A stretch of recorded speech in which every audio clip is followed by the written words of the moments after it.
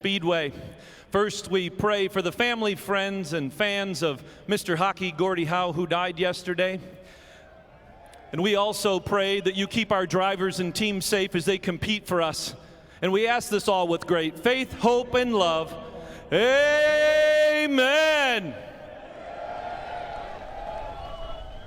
Here to perform the Star-Spangled Banner, please welcome from the Opera Grand Rapids, the West Michigan Opera Project, and Holland Choral in Michigan, Trent Broussard. Oh, say, can you see by the dawn's early light what so proudly we hailed at the twilight's last gleaming, whose broad stripes and bright stars through the perilous fight o'er the ramparts we watched were so gallantly streaming, and the rocket's red glare, the bombs bursting in air, gave proof through the night that our flag was still there. Oh, say, does that star-spangled banner yet wave o'er the land of the free and the home of the brave?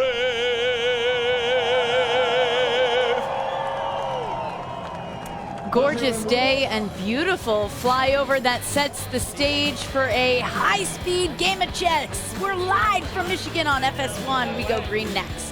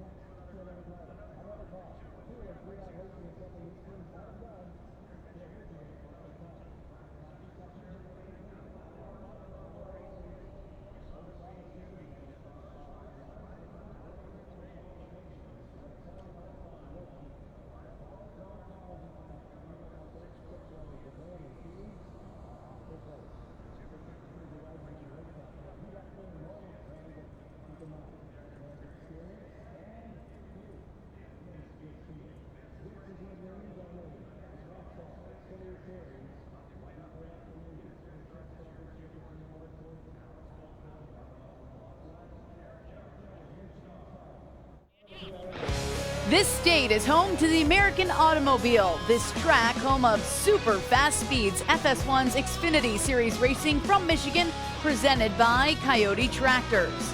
The weather is beautiful, upper 80s, slightly windy, a gorgeous fly over there to welcome our guest, Dale Earnhardt Jr., NASCAR's most popular driver, two-time Xfinity champ, has moved on to the Cup Series. Great success, a total of 26 career wins. We know Dale loves racing. He also loves collecting race cars. And now, with his fiancée, Amy Ryman, he has a great love to share his life with. We are glad he's sharing his talents with us today. We welcome Dale Earnhardt Jr. and the men he'll help call the race with, Michael Waltrip and Adam Alexander. Dale, if you're ever not sure what to say during the race, you can't go wrong by saying, "You're absolutely right, Michael." I would appreciate that. I believe it. That always goes over well. And Michael and I yesterday up here for Xfinity Series practice, and we said, tomorrow for the race, it's going to be hotter, track's going to be slicker. You were just out there for final practice in the Cup car. You think that's accurate? Yeah, it was really hot out there. It was 140 degrees inside the car. So not only is the track slick, going to be hard to get a hold of, but these guys are really going to go through some today. It's going to be hot inside them cars. It's going to be miserable for some of these guys who aren't prepared for that. And the groove has been pretty much in the middle of the track. But do you see it widening out? I know the lighter color pavement up top's been a little bit slippery. We saw some guys slipping and sliding in the Cup cars. You think these Xfinity guys can get out there? I don't know. When we went up there in the Cup cars, it was really slick outside the groove. Turn 1 and 2 is much more narrow than turn 3 and 4. The bottom of 3 and 4 is good, and the middle of 3 and 4 is good, but the groove's not quite as wide in 1 and 2, so that's going to be a challenge today. I was looking at the stat sheet here. Last 6 races, 6 different winners. Couple of young guns up front. Could make it 7 for 7. Who you guys got your eye on, Dale? I'm pulling for Bowman, obviously. You have to, the man right? on You're the a pole. company man. I think he's got a great shot at really having an upset today. Obviously, the Gibbs cars are going to be really fast. Eric's going to be quick. He was fast in practice. His numbers look the best to me.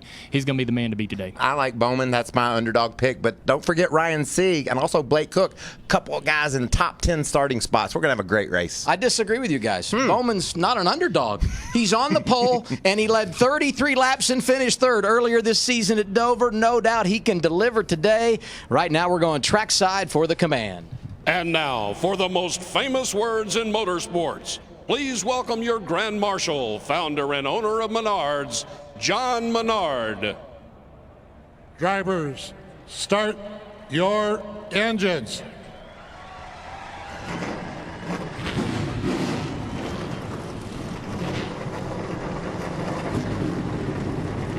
Great to have John Menard giving the command. His son Paul looking for his second win at Michigan today. He starts 12th. We're going green when we return on FS1.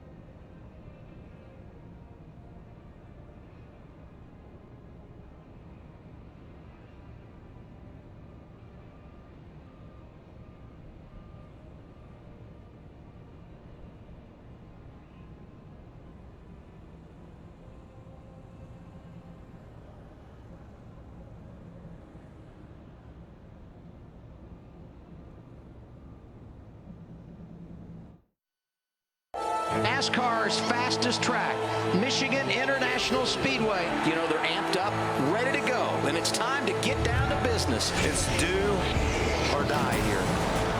How fun is the Xfinity Series? I mean, it gets crazy out there. There's so much speed out there. You never know who's going to step up. Beautiful Saturday afternoon in Brooklyn, Michigan. We are live at Michigan International Speedway, 25th time here for the NASCAR Xfinity Series. Aerial coverage today provided by Goodyear, superior performing tires to face challenging conditions on the track and the road. Goodyear, the official tire of NASCAR. And now we go from the driver's seat. Brandon Jones making his debut, rolling 15th. Michael? Let's check him out. Hey, Brandon Jones, it's Michael Waltrip up in the FS1 booth. Do you copy, friend? Yeah, I got you there, Mikey. Well, it's going to be a hot one. We've already established that. You're starting in 15th position. What do you think on this start? Can you go 3, 4 wide? And what do you got to do when you get to the first turn? Narrow up or just hang it out?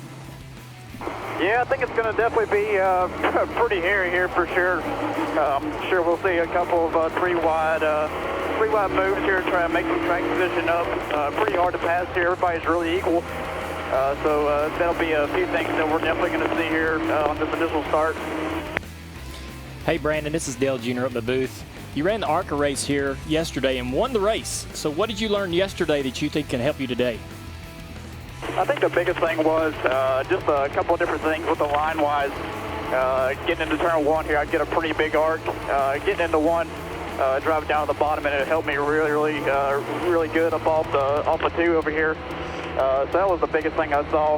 Definitely try to keep it on the high side or in the middle anyways. 3 and 4 and use all the racetrack ups. So those are the things I saw right there. Obviously the draft right there is going to be really big too. So just a few things that I picked up on.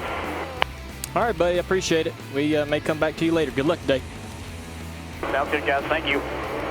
May it be his first time here, but he's a quick study. He's delivered that all season long. Now pit headlines. Everything you need to know in 60 seconds. Good afternoon, Chris Neville. Hey, Adam. Ty Dillon, he's going to roll off 13th today. He said he didn't have the speed he wanted in qualifying, but in practice yesterday, he said he had a good race car. But the problem in practice, they had lots of small little issues with that car. And at the top of the list was a soft brake pedal. He said, not something I'm concerned about up on the banking, but here in pit lane, I want a confident, hard brake pedal so I can make sure I hit my mark. Matt Yoakum? Chris, you can count the entire JRM fleet in the Cummers category. Although still work left to do, they have certainly closed that gap between their Chevrolets and the Gibbs Toyotas. Justin Allgaier certainly pleased with his number 7. Long and short run speed. He's confident today's the day for his first win here in the Irish Hills. Jamie? Well, this morning, Elliott Sadler told us how his team brought his favorite race car here. Well, right after that, he went out and qualified 3rd. Not only his best effort this year, but his best at this racetrack. He also told me that if the track temp gets above 120 degrees, it's going to be hot and slick, and that's exactly what he wants, Adam. And Jamie, those JRM cars fast in practice, good in qualifying. Elliott Sadler, top 5 here 1 year ago. The green flag when we return.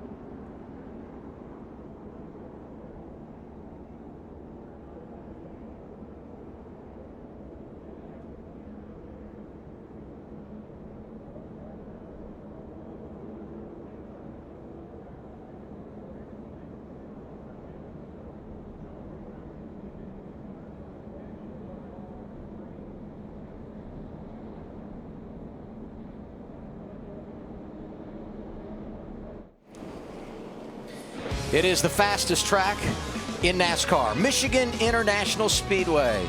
A 2-mile speed plant. We are set for 125 laps for the NASCAR Xfinity Series here today. Alex Bowman winning the pole. Saw him there pulling to the outside lane as we take a look at our weather, race analysis, everything we got going on here today. 125-degree track temperature. You see 125 laps around this track. Pit window somewhere between 40 and 45 laps. Be interesting to see if strategy becomes a part of the winning plan today. Yeah, strategy usually does come into play here. Fuel mileage. Guys are going to be stretching the fuel mileage there on that last run, really coming close down to the end of the race. And now we race like a champion, brought to you by Just for Men Original Formula. Paul Menard won this race 2 years ago. 8 top 10s here and 10 starts. And the drivers, they're ready to go for round 13 in 2016. When you look at Michigan, for us, the only other racetrack on the schedule that really even comes close is California. It's got a lot of grip, and it's probably one of the biggest tracks we go to. It's always fun to come here. It's fast, wide open, many lanes to race, and compared to Indy, the draft plays a big role here, which makes it a little bit different than some of the other bigger tracks. It's a challenge, but a lot of fun.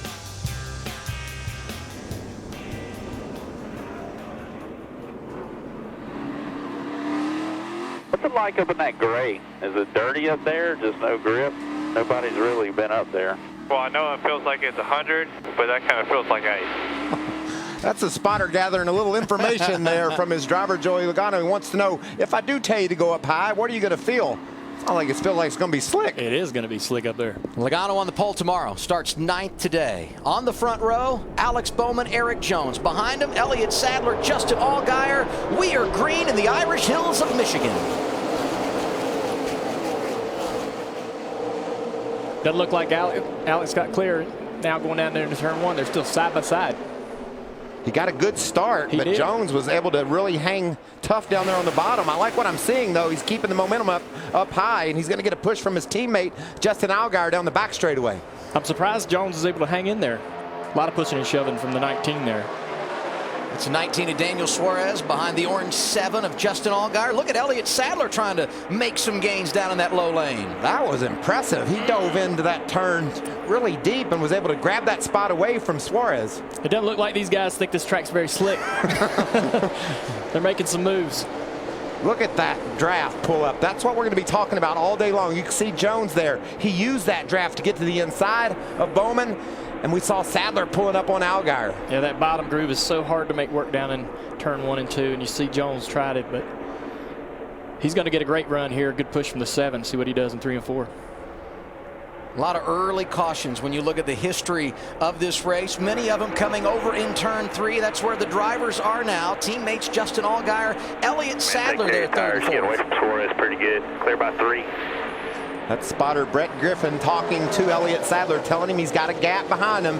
Don't abuse his stuff too early. And how tempting is that, Dale, with as wide as this track is, to just shoot in there and grab spots? Well, you want to take advantage of your opportunity to make passes. Looks like Bowman got high here. We got a pass for the lead. Eric Jones waited a couple laps, finally put himself in position. Can he close the deal? They're headed to turn 3. Allgaier going to make it 3 wide into the corner. How about this? This is why Michigan's such a great racetrack. So much room to make passes and attempt passes like this. Such great racing here. Oh, and he takes the 2nd spot away from Jones. Jones was going for the lead, finds himself back to 3rd. Bowman feels some drafting help there from his teammate Allgaier. Well, he made it work. It looked like Allgaier was going to go to the outside, but Bowman had the preferred line going into turn 3. That's the part of the track he got tight in on our last lap, slid up the groove a little bit. These guys are really starting to inch up the track a little bit, widening out that groove. Yeah, we saw Allgaier get a little loose there in the middle of 1 and 2. Track is really slick. These guys are right nose to tail, and you know that's got to be tough in that dirty air for those leaders. Logano, 9th to 7th, drove to the inside of Ryan Sieg. Great effort for the 39 team earlier today. Eric Jones coming back, trying to get the runner-up spot one more time to the inside of Allgaier. He's got a fast car, and he's trying to make these passes, but it's so difficult down on the bottom. Yeah, you got to be impressed, though, when he does make a pass like that. And he's going to bring Elliott Sadler alongside Allgaier with that move. Sadler's going to try to get by his teammate. Bowman leading. When Jones gets up behind him, how much does that upset his race car? I don't think it really bothers the lead car as much. You know, it's really just challenging for the second place car to find that clean air, to get underneath and make that pass. Just a couple of notes here. We saw Erik Jones go to the bottom, make the pass.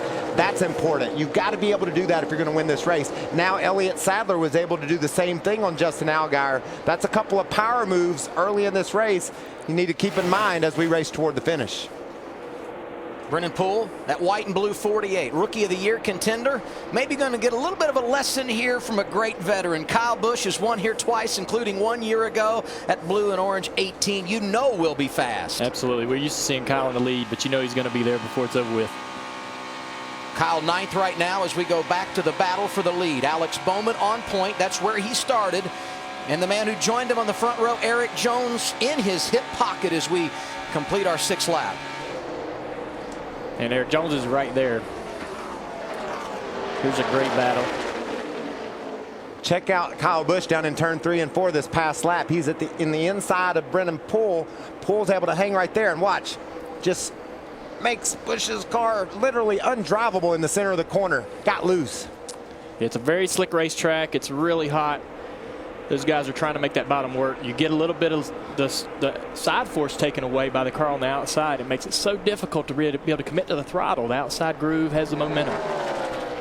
Well, if at first you don't succeed, you got to keep going back to the well. And you can see Kyle's looking to the bottom of Poole again. They're racing for the 9th spot. Ty Dillon right there behind them. Yeah, Ty is giving Kyle a little bit of a headache here, staying on his bumper that close, especially when Kyle gets around the 48 and tries to make a pass with the 3 on his bumper. It's really hard.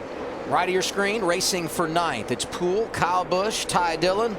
On the left of your screen, it's the race lead on the line. Alex Bowman started on the poles, led every lap.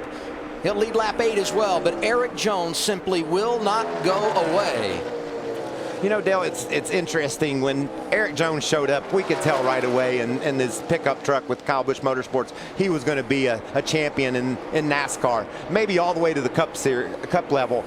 What did you see in Alex Bowman that said, I need this guy in my car because he can push the gas? Yeah, he was qualifying on the pole several times in a limited schedule, doing a lot of great things, finding a lot of great speed in practice and qualifying. He was having a hard time putting races together, but I know if he could get in the right equipment, he could put these races together with a good crew chief, a good guy calling the race on top of the box for him.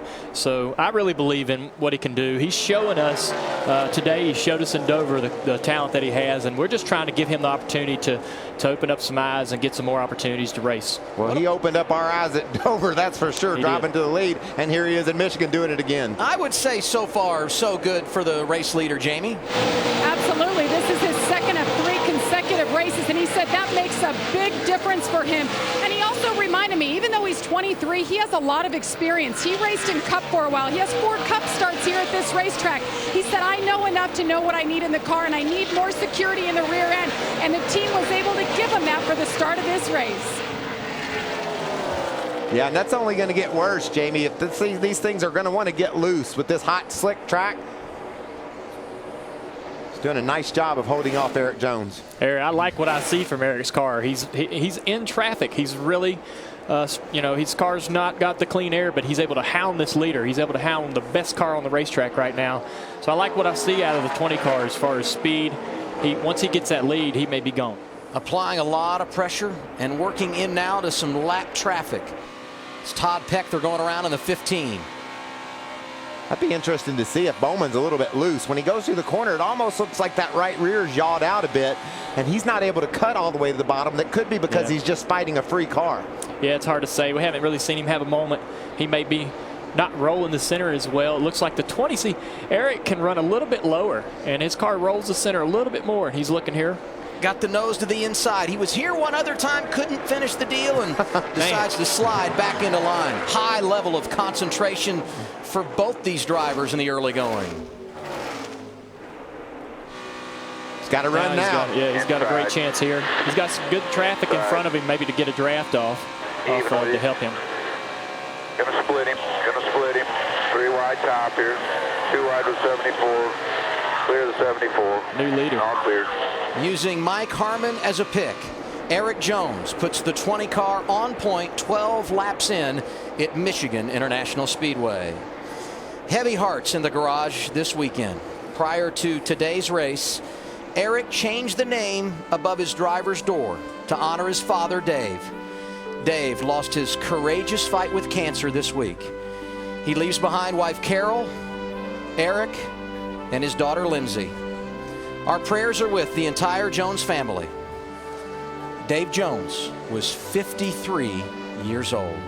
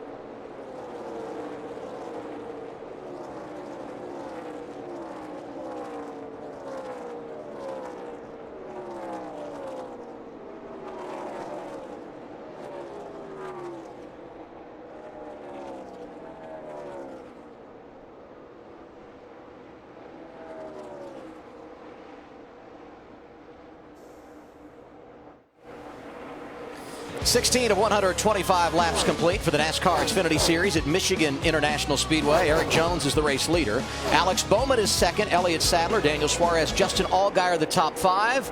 Not one Cup regular in the top five right now, but we were noticing when Eric got the lead, something going on inside the race car. What did you guys see? A little bit of smoke. Where do you think that could be coming from, Dale? I'm going to assume that it's probably some tire smoke. Once he took the lead, he's probably running some of his faster laps, really giving some lateral load to the car in the corner that he didn't see when he was following the 88. And we know how aerodynamically sensitive these crews are. They're going to push the envelope and get that left rear fender as close to that tire as they can possibly get it, and maybe just a faster speed enabled it to rub a bit. Just a little bit. Mentioned no Cup drivers inside the top five. Paul Menard, 2014 winner, hoping to change that, working over Justin Allgaier, Matt. Expectation with the heat, a slick racetrack, and that's exactly what we're seeing with the 7 of Justin Allgaier. He started fourth, dropped back to 50, so they just simply cannot drive on entry into the corner, just stumbling, lack of overall grip with the 7. Part of managing a day at Michigan is dealing with a car over the long haul. You know it's going to happen here. Yeah, you're going to have to remind yourself to communicate with your crew chief throughout the entire run, so he understands exactly how the car is changing, because it's going to start off one way and end up another, and there's going to be a lot of things happening during the run that he's going to need to know. A lot of times you'll get in there and just want to drive, not say a whole lot, but it's important if you remind yourself to continue to communicate so your crew chief can help you out. My underdog story at the top, Ryan Sieg. He's right now running inside the top 10 and holding off Kyle Busch. This young man with a team that has a limited budget does a fantastic job week in and week out behind the wheel of that 39 car. Yeah, this isn't easy to come to this racetrack and be fast. On the budget he has, how small a team that is, to come here and be competitive, I mean, you could imagine at Dover or some of the shorter tracks where they might run good, but when you come to a track like this and run well, it really is impressive. This battle continues for 5th. Paul Menard having a nice afternoon. The fastest of the Richard Childress Racing drivers entered today. In fact, the only one to make the final round of qualifying. Started 12th, has worked his way to 5th. It appears the Deuce good on the long run at Michigan. Yeah, his last lap time was a 30.8, and that was while he was racing alongside of the 7 of Justin Allgaier. That's a good time, so he could be a guy to watch as this race unfolds. Menard up to 5th. Teammate Ty Dillon in the 10th position. Sorry guys, my TFR car crashed in this 18. Sorry, here is the one. You're gonna let him flip me off while they're on the racetrack. I'm gonna get him. 18 flipped him off all around the racetrack. He said he's gonna go get him. That's funny. I've seen Kyle Busch do that. That's just Kyle being Kyle. Kyle being Kyle, man. Don't take it personal. Sounds like he might have taken it personally. I think he took it personal. But he's young, and he'll learn that that's just Kyle being Kyle. You know, we saw him earlier when Kyle was trying to get by the 48, and he was hounding Kyle in the left rear and making Kyle's job a lot more difficult trying to get by that 48. I'm sure Kyle didn't appreciate that. And I would guess the fact that it's nearly 100 degrees inside these cockpits, your anxiety level's a little higher, right? Anger and your frustration, all that's going to rise with the temperature. Ah, look at there. It's a balmy 117 inside of the Lilly Diabetes Ford for Ryan Reed, and that's only going to go up as the afternoon continues. The temperatures will continue to go up. Heat builds in the metal of the car, and it just transfers to the driver. Brendan Gaughan looking for his first top 10 finish at Michigan in the Xfinity Series. Darrell Wallace Jr. able to drive by. Wallace having a nice start, 17th to 11th. What's happening with Brendan Gaughan, Chris? Well, Brendan Gaughan having a decent day here, and it was interesting. I was talking to Brendan Gaughan about the heat today before this race, and he said he was kind of chuckling because some of these young drivers get out of these race cars and they look beat. He said, obviously, I don't spend a lot of time in the gym, and this heat in this car, not a problem for me. It just comes down to all the years that I've been racing in all the different types of cars. He said, I've been in so many hot cars over the years, especially when I was off-road racing. He said a 2-hour race here, no big deal. The longest time I spent in a race car was the Baja 500, where he spent 23 hours and 54 minutes behind the wheel, all by himself. You know, you talk about all the years that Brendan Gaughan has been behind the wheel. In 2003, he won a truck race here at Michigan. 2003, with the same crew chief that's on his pit box today, Shane Wilson. So that duo have been together a long time with a lot of success. Saw the lineup there with Richard Childress Racing, and we heard from Ty Dillon a moment ago, upset with Kyle Busch, but could be having a problem with his car. AC just went out. No. He says AC went out. Is there any reset he can do on it or try and cycle anything? Just try to turn it off, turn it back on. That's terrible. You know, that is one of the worst things that could happen to him right now, but you can cycle that machine or cycle the entire car actually, and sometimes it comes back, and I know that's what he's going to hope happens.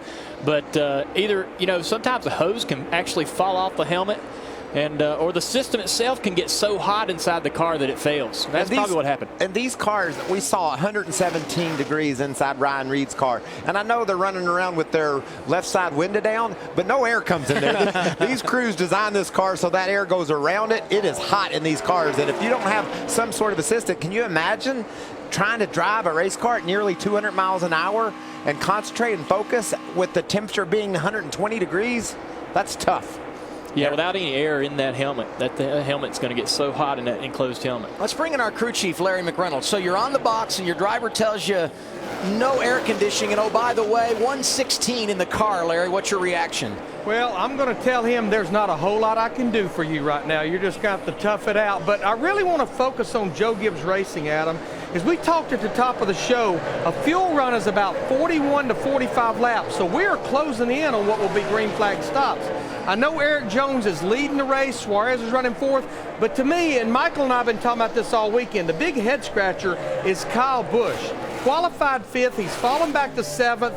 So they just don't have the speed that they have had most of the season, at least for now. Remember, this could be only a 2-stop race, so not a lot of opportunities to adjust. And there's a caution. You come to Larry Mack, you'll get a caution. I was going to say that trend usually only happens on Sunday, but now on Saturday, our crew chief able to get the yellow flag right on cue. First caution of the afternoon comes out with Eric Jones, having led 17 of our 28 laps. Elliott Sadler is second, Alex Bowman, Daniel Suarez, Paul Menard, the top 5. And now the dilemma, if you're Ty Dillon, do you spend any time working on your cool unit, or do you just get the fastest pit stop you can so you can try to go win the race? I think that he might try to cycle all the power and everything under this caution and hope that he can repair it without losing any track position.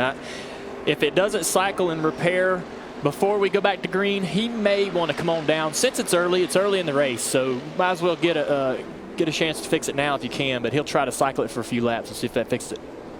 Caution is for debris. B.J. McLeod, first car 1 lap down. He'll get the free pass. Larry was talking strategy there, said this could be a 2-stop race, but with the caution coming out now, undoubtedly everybody's going to pit, and I believe Larry a little early. They can't go on one more stop from here, correct? Still would have to have 2 more trips to pit road. I think we may, I want 4 tires here, but we may see some guys roll the dice and do 2 here. But if you get 4 here, it might open the door for 2 later, right? Well, again, I think as hot and slick as it is, Adam, if you've run this many laps, but I think track position is going to be king, so some guys on back in the field may look at 2, just trying to get that track position. Gave you the top 5. Allgaier, Kyle Busch, Joey Logano, Ryan Sieg, Ty Dillon complete the top 10. Pit stops at lap 29, Chris Neville.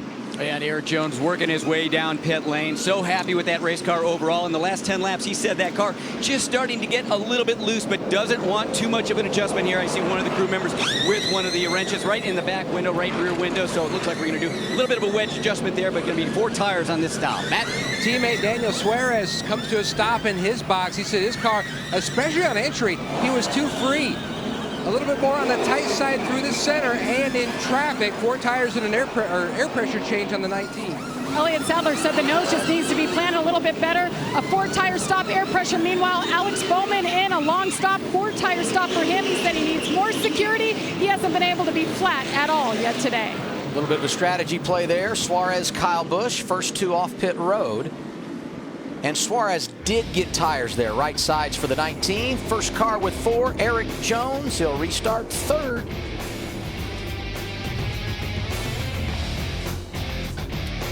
Well, there you go. 6 looked like he was on the edge.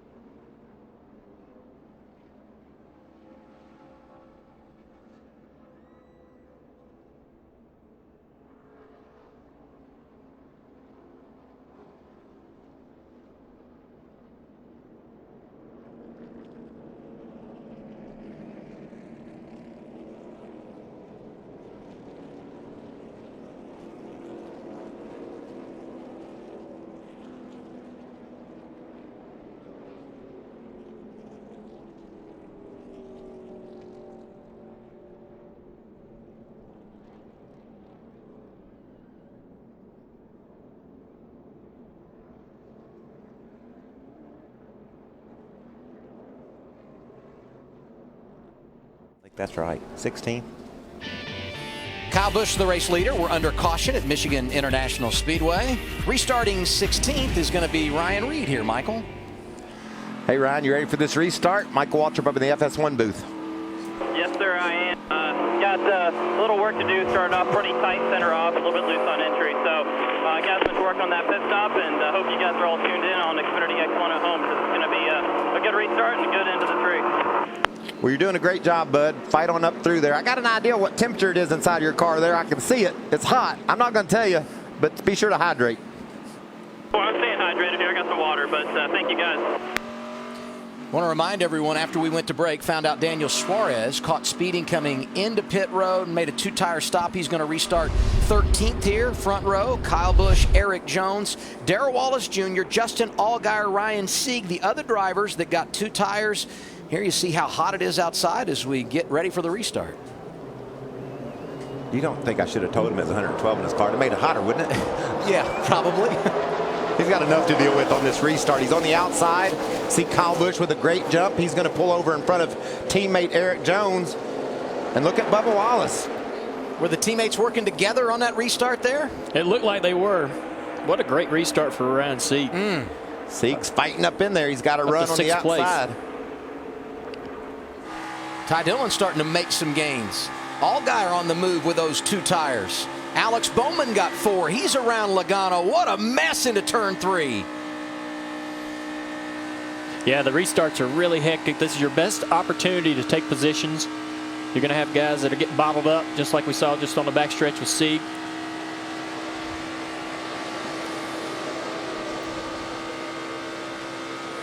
Look at Justin Marks crossing over, trying to pick up a position. Driving that 42. That team won last week with Kyle Larson behind the wheel at Pocono. Look at Joey Logano making the move on the bottom. We saw Alex Bowman get around Sieg, and that opened the door for Logano.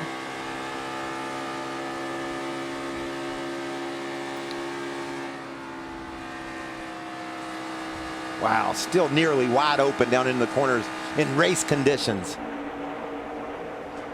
Brendan Gaughan joining this mix. Right behind him, rookie teammate Brandon Jones in that 33. Mentioned it earlier, won the ARCA race here last night. First time he'd ever competed. And to his outside, 16 of Ryan Reed. Just talked to him. I was surprised that the 62 took the bottom down there going down the front straightaway to help, because that really hurt him in 1 and 2. He didn't have an opportunity to do much down there. Had to give the position to Sieg back. Go ahead, Michael. Sorry, there's just so many decisions these drivers have to make. You know, you don't want to be on the high side when you get to the corner necessarily, but Brendan certainly, look, diving to the bottom again. He just likes that low line. I think he's dependent on that. The restart from high above.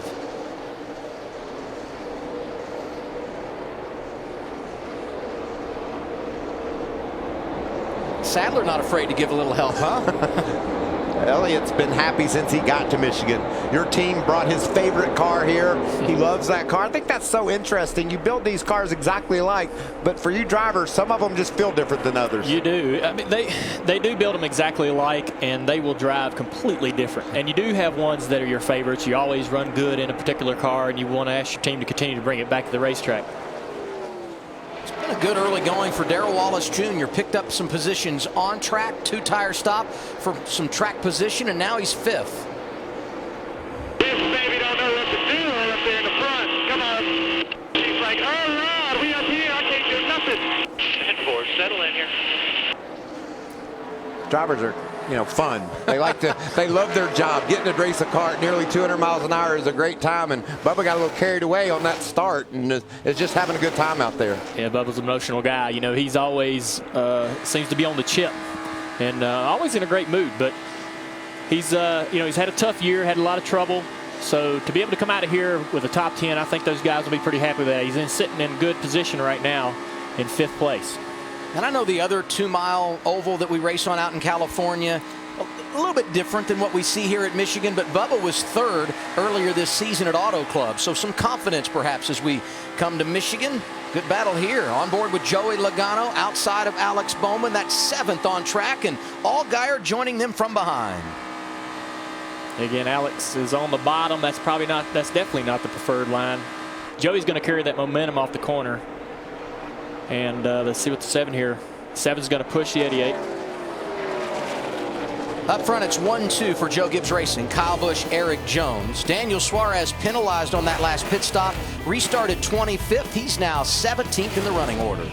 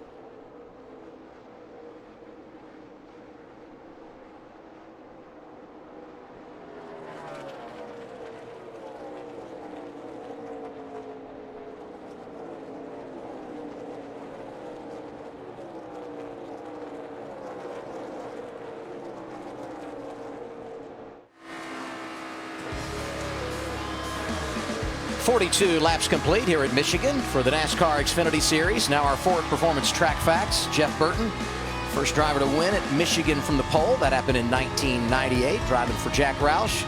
And you said this a lot during practice yesterday. 5 wins for Roush Fenway Racing here. Of course, all driving Fords. That's the most all time.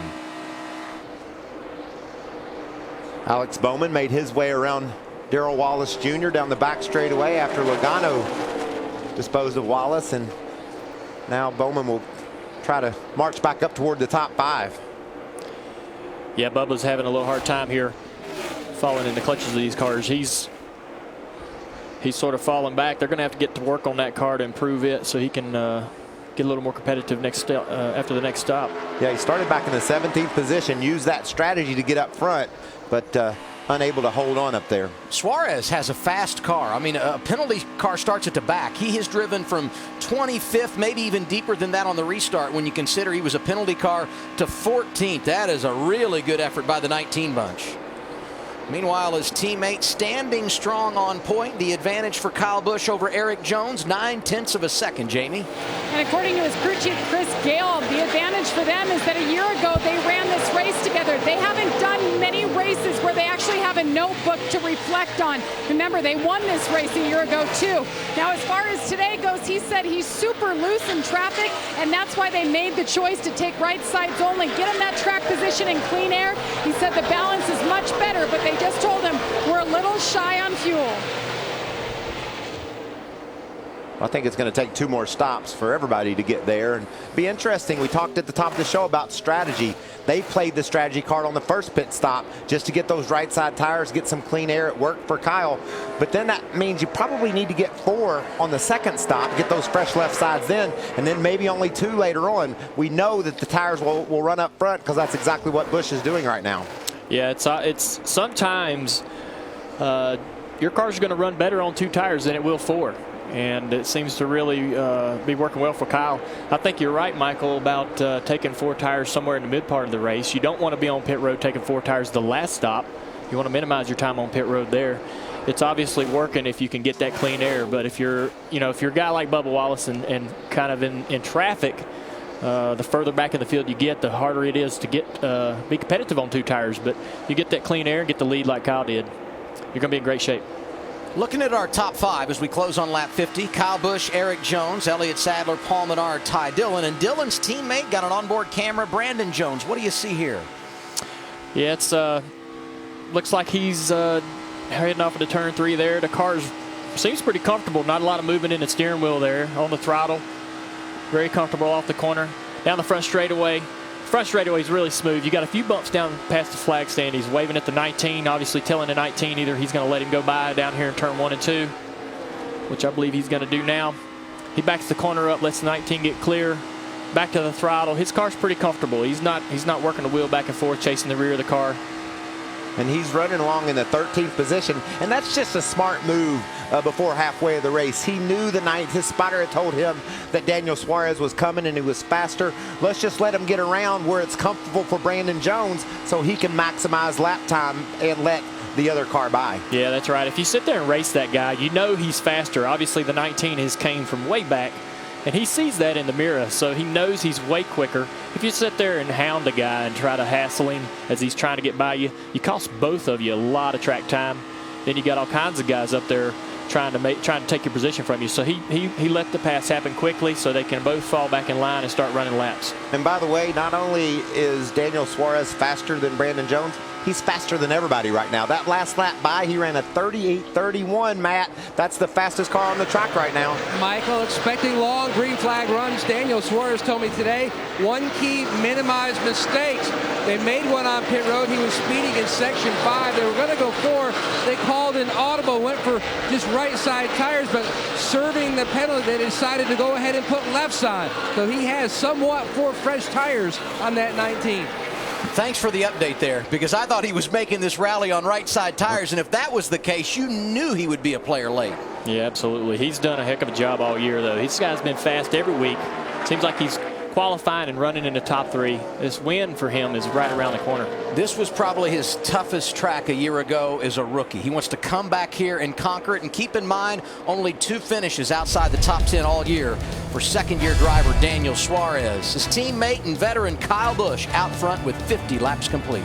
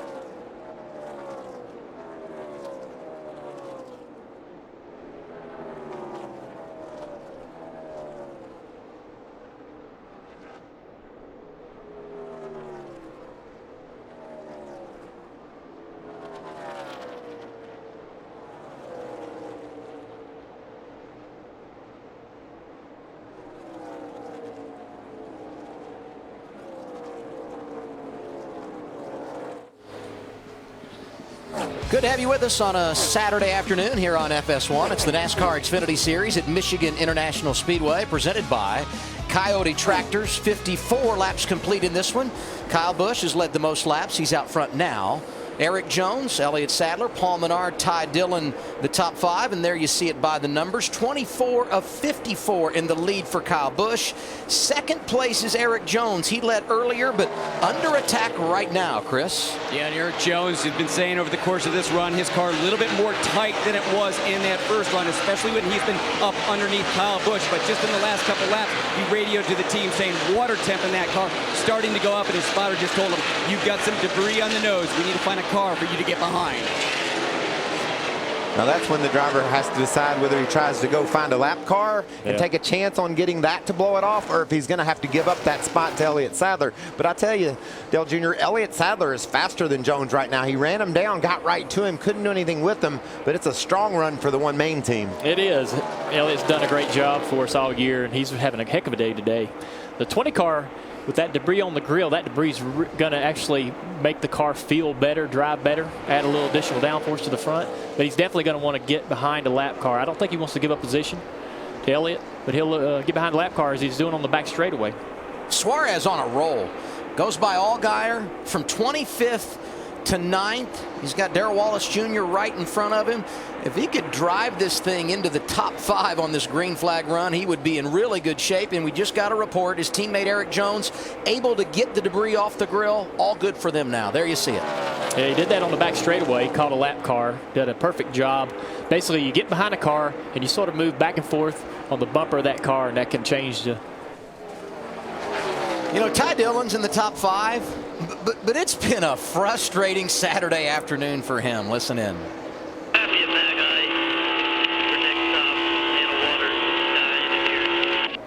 Copy on that.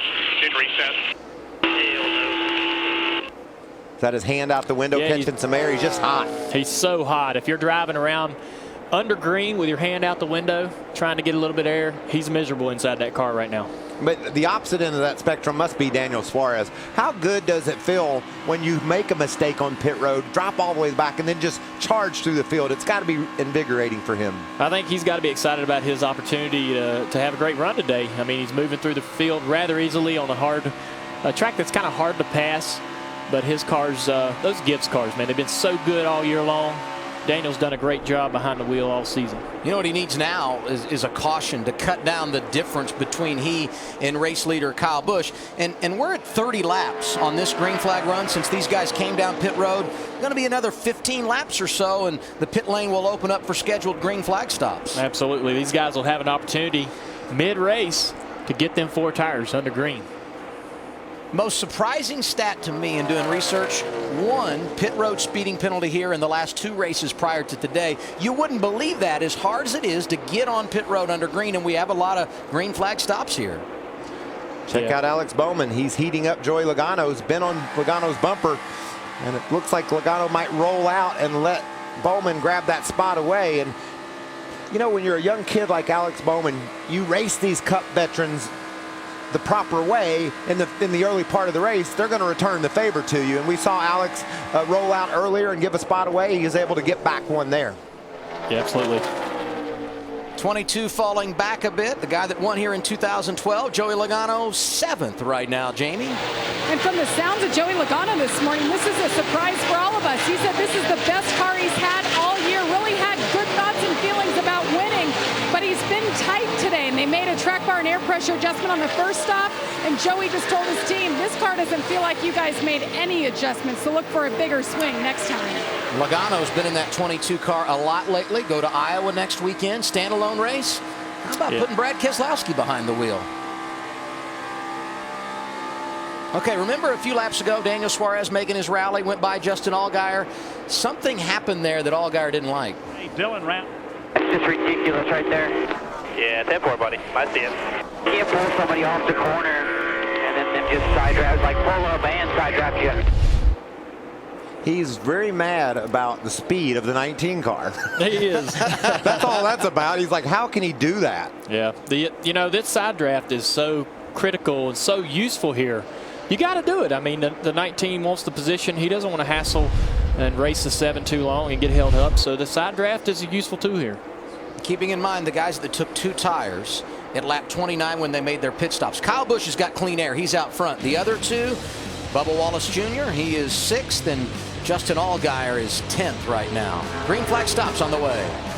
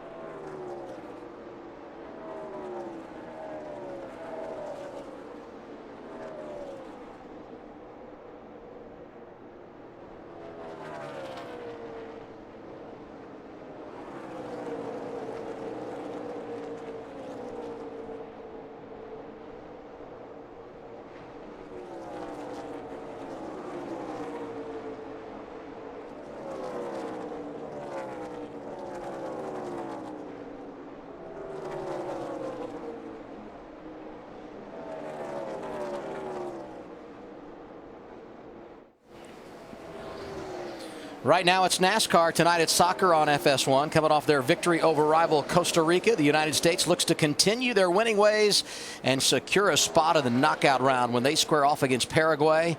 It's tonight, 6 Eastern time on FS1. Or as always, you're going to watch it on your phone at Fox Sports Go. We're closing on halfway here at Michigan, and Kyle Busch pretty much dominating the race.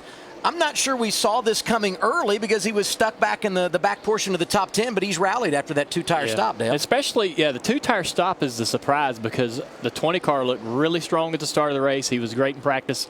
But on those 2 tires, it's really hooked old Kyle up. And, you know, with the debris on the front of the 20 car, Dale was talking, it gives you anxiety. Like, I got to get this off my grill, and it doesn't allow you to focus and do your job perfectly. So here we are, scheduled green flag pit stops. And the first to come down, the guy that got 2 tires at lap 29, Kyle Busch. Elliott Sadler making a stop as well, Jamie. And they're coming early because they didn't get it packed full. Last time they said, don't wait on gas here again, go on the jack. He took right sides only. Last time got in that clean air. The balance was much better for Kyle Busch. They're going to make a chassis adjustment. Track bar right there. They go to the left side, it'll be 4 tires. Meanwhile, the one of Elliott Sadler is in, still extremely happy with their car. Said he just a bit free off early, but that's it. No complaints on the one, a 4-tire stop. And the 22 at Joey Logano, they want to take a bigger swing. You see the wrench in the rear windshield there? That's a wedge adjustment. They already made a track bar adjustment and an air pressure adjustment. 4 tires for Joey Logano. Chris? Eric Jones reporting to his team that water temp has come down now that they cleaned the debris off that grill. He's saying over the course of this run, you see a wedge adjustment there, that the car just tight. That first run a little bit too loose, so now dealing with a car that was a little bit too tight on this run. That's why he couldn't get up to Kyle Busch. Matt? 7 is in. Justin Allgaier said that his car extremely tight. Remember on that first stop, they just took right side tires, significant chassis adjustment on the 7 to try to work on that balance. Left side's going on. And he's away. Chris. Paul Menard having a good run in the 2 car, been up in the top 5 for most of this race. He's saying that car just a little bit too tight this last run. Overall, he said it's been great running this car this weekend compared to his Cup car. He said that car not much comfort at all. The low downforce package, this car just planted all weekend. Scheduled green flag pit stops just past halfway at Michigan. New race leader Daniel Suarez. Here's Alex Bowman, Jamie. Alex Bowman already led 11 laps today, saying he couldn't turn the wheel. He was so tight. A 4-tire stop here, fix him up. They want to help him out and help the balance of that race car. Here comes Suarez, giving up the race lead to make a scheduled stop. Turns the advantage over to Ryan Reed. Jeremy Clements has not yet come to pit road either. He is currently scored 2nd. When Suarez came to pit road, he about ran over Ryan Preece. Preece wasn't going as fast as Daniel, and they nearly ran into each other. Matt. But not wanting to take a chance on getting another speeding penalty like he did on that first stop in section 5. Those 4 tires really helped that 19, though. Balance-wise, still on the tight side for Suarez. Suarez away. Let's see what happened when he started his run down the pit lane. Wow, man. Just trying to maximize everything you can, and that got him in trouble the first time he pitted. It looks like he decided just to roll in behind Preece as they came down pit road. It's all cycled through. Kyle Busch is back in the race lead. His advantage when pit stops began, 3.1. It's now nearly 5 seconds over teammate Eric Jones. All right, left side tires all look good there. So you know the right rear was really blistered heavily on the outside there, really heavily. Only issues tire-wise. 7-4, thank you. That's a great sign, huh? That's news, man. I don't think anybody's had any tire issues all weekend, so those guys will be worried about that going forward. Now, not getting lefts, did that put more pressure on the right, maybe causing that? Or? Well, it certainly seemed to help his car and increase the speed in his car. It looked like the balance of his car was really good. Maybe he was leaning on that right rear a little more. You know, I think that getting 4 tires is going to help him quite a bit as far as wearing that right rear out. He's going to have a little more left side grip, but late in the race, we're going to have to go back on 2 again. Green flag pit stops are complete. Kyle Busch, the race leader, 5 seconds in front of Eric Jones. Rowdy has led 39 circuits today.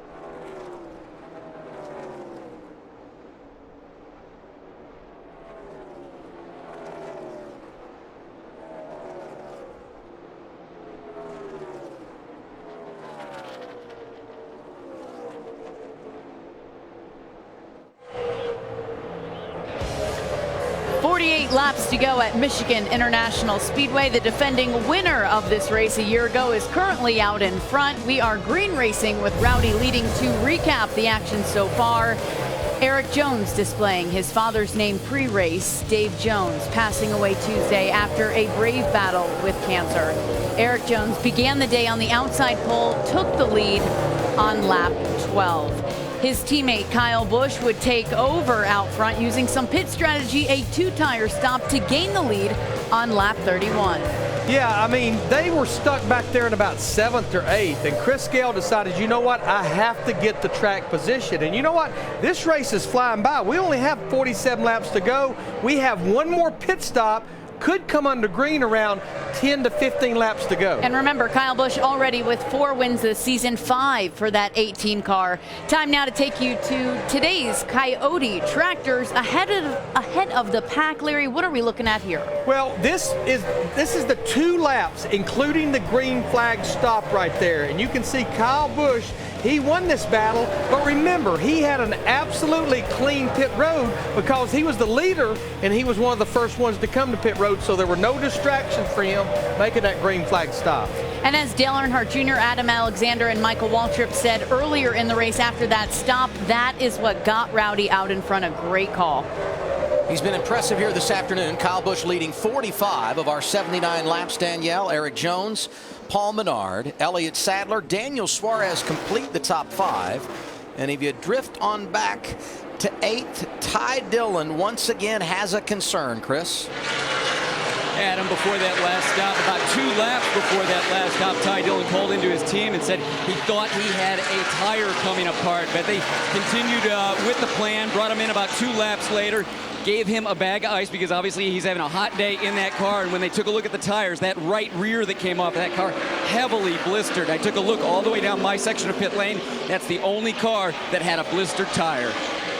Thank you, Chris. Second caution of the day comes out here. 45 laps to go. So, Larry, we're right on that edge, but I think if they pit here, they can go the distance and should be good, right? Absolutely. You definitely want to come. You want to make sure that thing is packed full of Sunoco fuel. I think the strategy will be, do we just do right sides or maybe even fuel only? Because if you do fuel only, you'll only have to be there for about 2 to 3 gallons of fuel, and we've already seen with Kyle Busch, track position is king.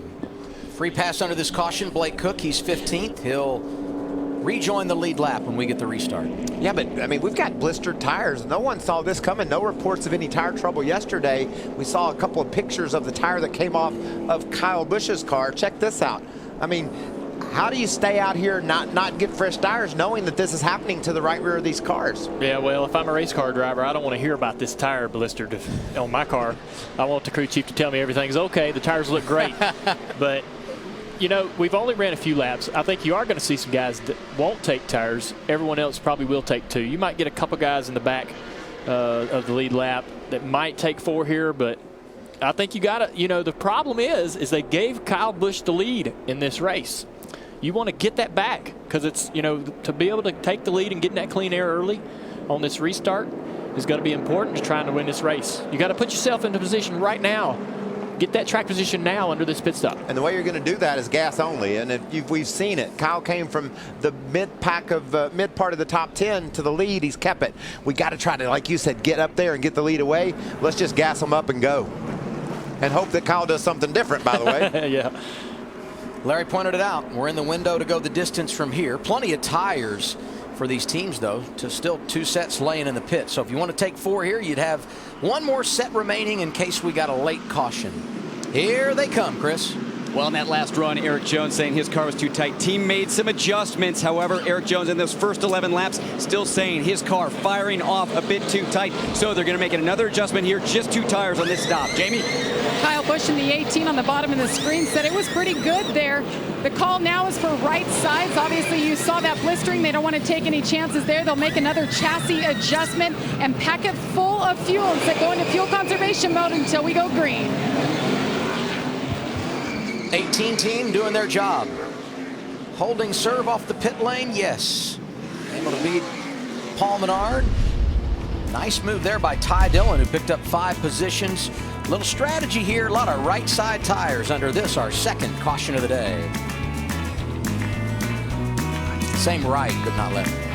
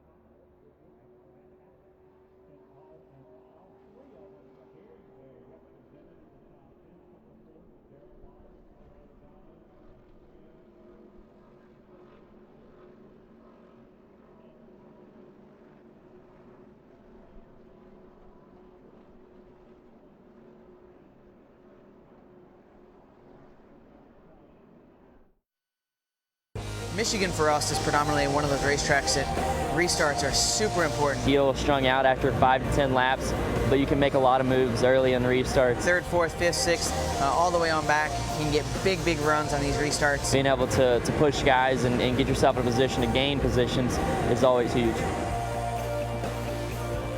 Getting ready for another restart here momentarily. Aerial coverage today provided by Goodyear. Superior performing tires to face challenging conditions on the track and on the road. Goodyear, the official tire of NASCAR. Kyle Busch won the race off pit road. Behind him, Paul Menard tied Dillon. Bit of an issue for Eric Jones. Listen in, he'll restart fourth. That's my bad on not going. It's all right. For some reason, I thought we were going to have to wait on fuel. That's all right. I should have been more clear with you, bud. But no, we were good. That was a go on the jack right there. I'll let you know next time. The crew chief here wanted him to take off on the jack. Eric thought he was waiting on fuel. Once the jack sets down, sometimes the driver will sit there, or the crew chief will ask the driver to sit there and wait once the car sits to get a little bit more fuel just to make sure all that fuel is stuffed in there. Watch how surprised the jackman is. He drops it and Eric doesn't go. He's like, no, you got to go, you got to go. But Dale, you're talking, this could play into his advantage. He was going to be second, either on the inside or outside of Kyle Busch. That's where he entered the pits, but now he's fourth. He'll be on the outside. He can get a good draft down the front straightaway. I definitely like restarting on the outside, considering how difficult it is on the bottom in 1 and 2. Now Kyle can choose the outside, get some drafting help, maybe a push from Eric down the front straightaway into turn 1 and 2, and you know, by the time we come off of turn 2, if everything works out right, they'll be 1 and 2. It's going to be a fun restart. Going to have 20 cars on the lead lap. Mentioned earlier that Blake Cook got the free pass. Drivers taking the wave around, getting back on the lead lap. Brendan Gaughan, Ryan Preece, Garrett Smithley, J.J. Yaley, and Justin Marks. Got to give it up for the 0-1 of Ryan Preece and the 0 of Smithley. Both those cars on the lead lap having solid days today. Darrell Wallace Jr. having a good afternoon. See what he's done there on the pit lane. He is 8th. His teammate Ryan Reed going to restart 11th. How about our leader, Kyle Busch? What's he thinking here with 40 to go? This tack is all screwed up. I don't have a needle anymore. I only have lights. It should be just full red, full red. Well, we need to make one more. Maybe not. Maybe not. That's true. Might have just figured that out. That's for future notice. Obviously, these cars don't have the digital dash. They have the old style tachometers and gauges in the cars, and he's got some issues with his lights for pit road. But he won't be back down pit road if everything works out. And should make mention, too, we saw those tires that were blistering on the right side of the car for Kyle earlier. Same right side tire for tomorrow's race, different left side tire setup in the Sprint Cup. Yeah, the left side tire for the Xfinity Series is the same tire as last year, but they got a new, softer right. And that's obviously showing some issues for just a couple cars. Now, not everybody up and down pit road is having problems, but looks like Kyle and those guys are. But they'll just have to take it a little easier, not really hang that thing out there, especially when he gets the lead. You know, if he gets a 5-second lead, man, he can save that right rear a little bit. Kyle Busch takes the outside lane, but that's not Eric Jones behind him. NASCAR reordered him. Alex Bowman going to restart fourth, number 2 in that outside lane. Eric Jones inside of row 3. Restart with 39 laps to go. Kyle Busch trying to go back-to-back here at Michigan International Speedway. Jones to the bottom, and Elliott Sadler giving a nice push to Alex Bowman down the front straightaway. Can they get a run on Busch? Middle of 1 and 2. Kyle Busch is going to get the lead here and clear. Alex Bowman on the outside of Menard, and he's going to clear down the back. Caution out, third of the day. It's for the 25 of Chris Cockrum. Wow, that just goes to show you the intense speed. Just on a restart, how much damage you do when you get sideways here at Michigan and run into the wall. That car is tore up. Yeah, we see it late, but it looks like the car got out from under him and backed it into the fence in the middle of 1 and 2. And that's a big break for our wave around guys. It sure is. Those guys were short on fuel, so they'll get to come down pit road. Speaking of short, get some tires, you know? Short that car is. Yeah, these wave around guys are going to get 4 tires. Obviously, our leaders don't have that advantage. You know who I'm thinking of? Brendan Gaughan was on that list. We know how aggressive he can be. Give him 4 tires, fuel good to go the distance. He might be the guy to watch on this next restart. 38 to go.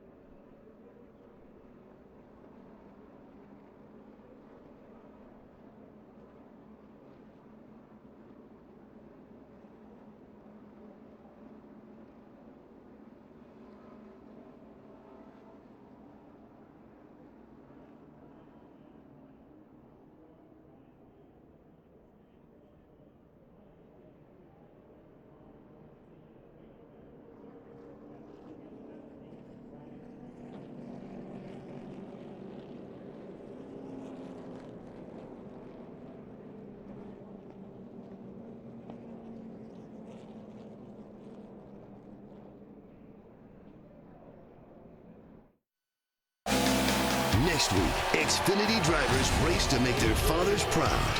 And there's no better way to show their gratitude than to capture the flag in corn country. We visit Iowa Speedway Sunday on FS1. Can't beat a little Father's Day matinee from Iowa Speedway. Look forward to short track racing on FS1 next Sunday afternoon. Today, it's all about the Irish Hills of Michigan, and no surprise, the 88 car running up front again. Dave Elenz has been quite a leader for this team in 2016. So who is this guy? Well, right now, he's working for you, Junior, but it all started right here in Michigan back in 1981, and he has worked hard to climb the ladder.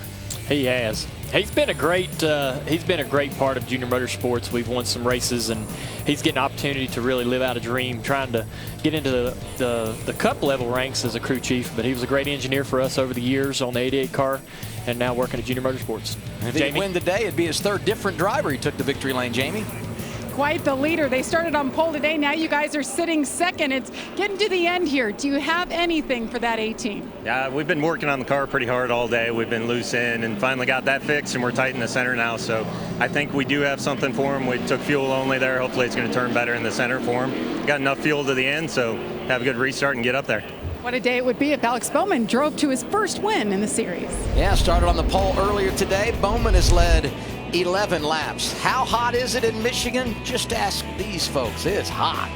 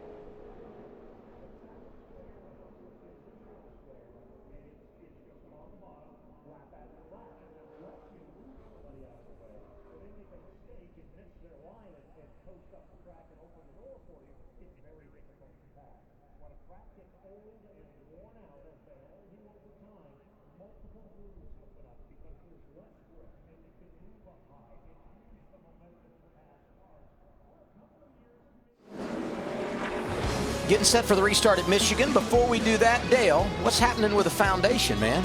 The Dale Jr. Foundation, we are raffling off tickets to win a 2016 Corvette Stingray at windalejrride.com. Enter for your chance to win until September 30th. We've done this every year, raised a lot of money. And go there and check it out. Yeah, the DaleJr.Foundation.org for more information. Restart here with 33 laps to go. Kyle Busch, Alex Bowman on the front row. We got to push it here. We've got to get all we can get. If Kyle Busch gets out and gets away, he's going to be just impossible to catch. What can we do on this restart? You're going to have to put Kyle in a compromising situation down in the corner. Menard's going to go the inside here. See, that's not going to work well for Bowman. That's going to help Kyle clear down here in the middle of 1 and 2. But look at that big push Jones gave Menard and drew him up beside Kyle Busch. And surprising, Menard held the bottom so well through 1 and 2. Now, Kyle's going to side draft off the quarter panel here. Will that open up the door for Elliott Sadler? Sadler's there. Bubba Wallace in that mix. Here we go into turn 3. Man, Sadler pushed him there. I'd have had to try to go for the pass. You know, you're not going to get many chances to get around Kyle Busch. On a restart's the best shot at it. Like, you need to be attempting some passes here if you get that. And he is. We're going to the inside here. He's looking down into turn 1. Kyle Busch is going to be able to defend this real easy. Thought the Chevys were going to hook up there. Paul Menard in line behind Elliott Sadler, maybe thinking about giving him a shove. Well, that bit of a gap for Elliott Sadler could be a blessing. He might get that push from Menard and get up there and have a chance going into 1 this next lap to make that move again. Menard looks really strong right now. He's really talented at this racetrack. One of his favorites.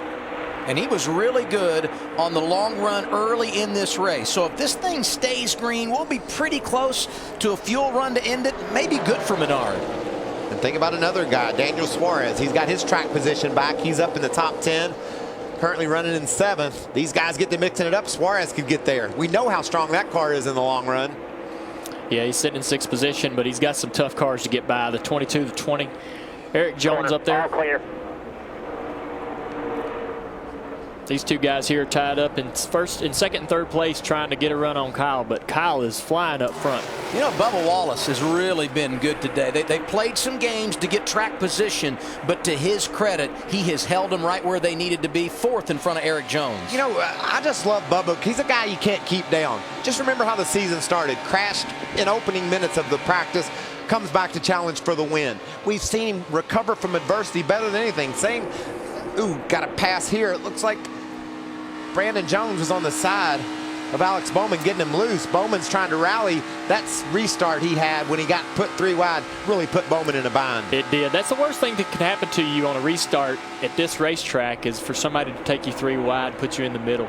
If you have to lift, you're going to be in trouble down the back straightaway.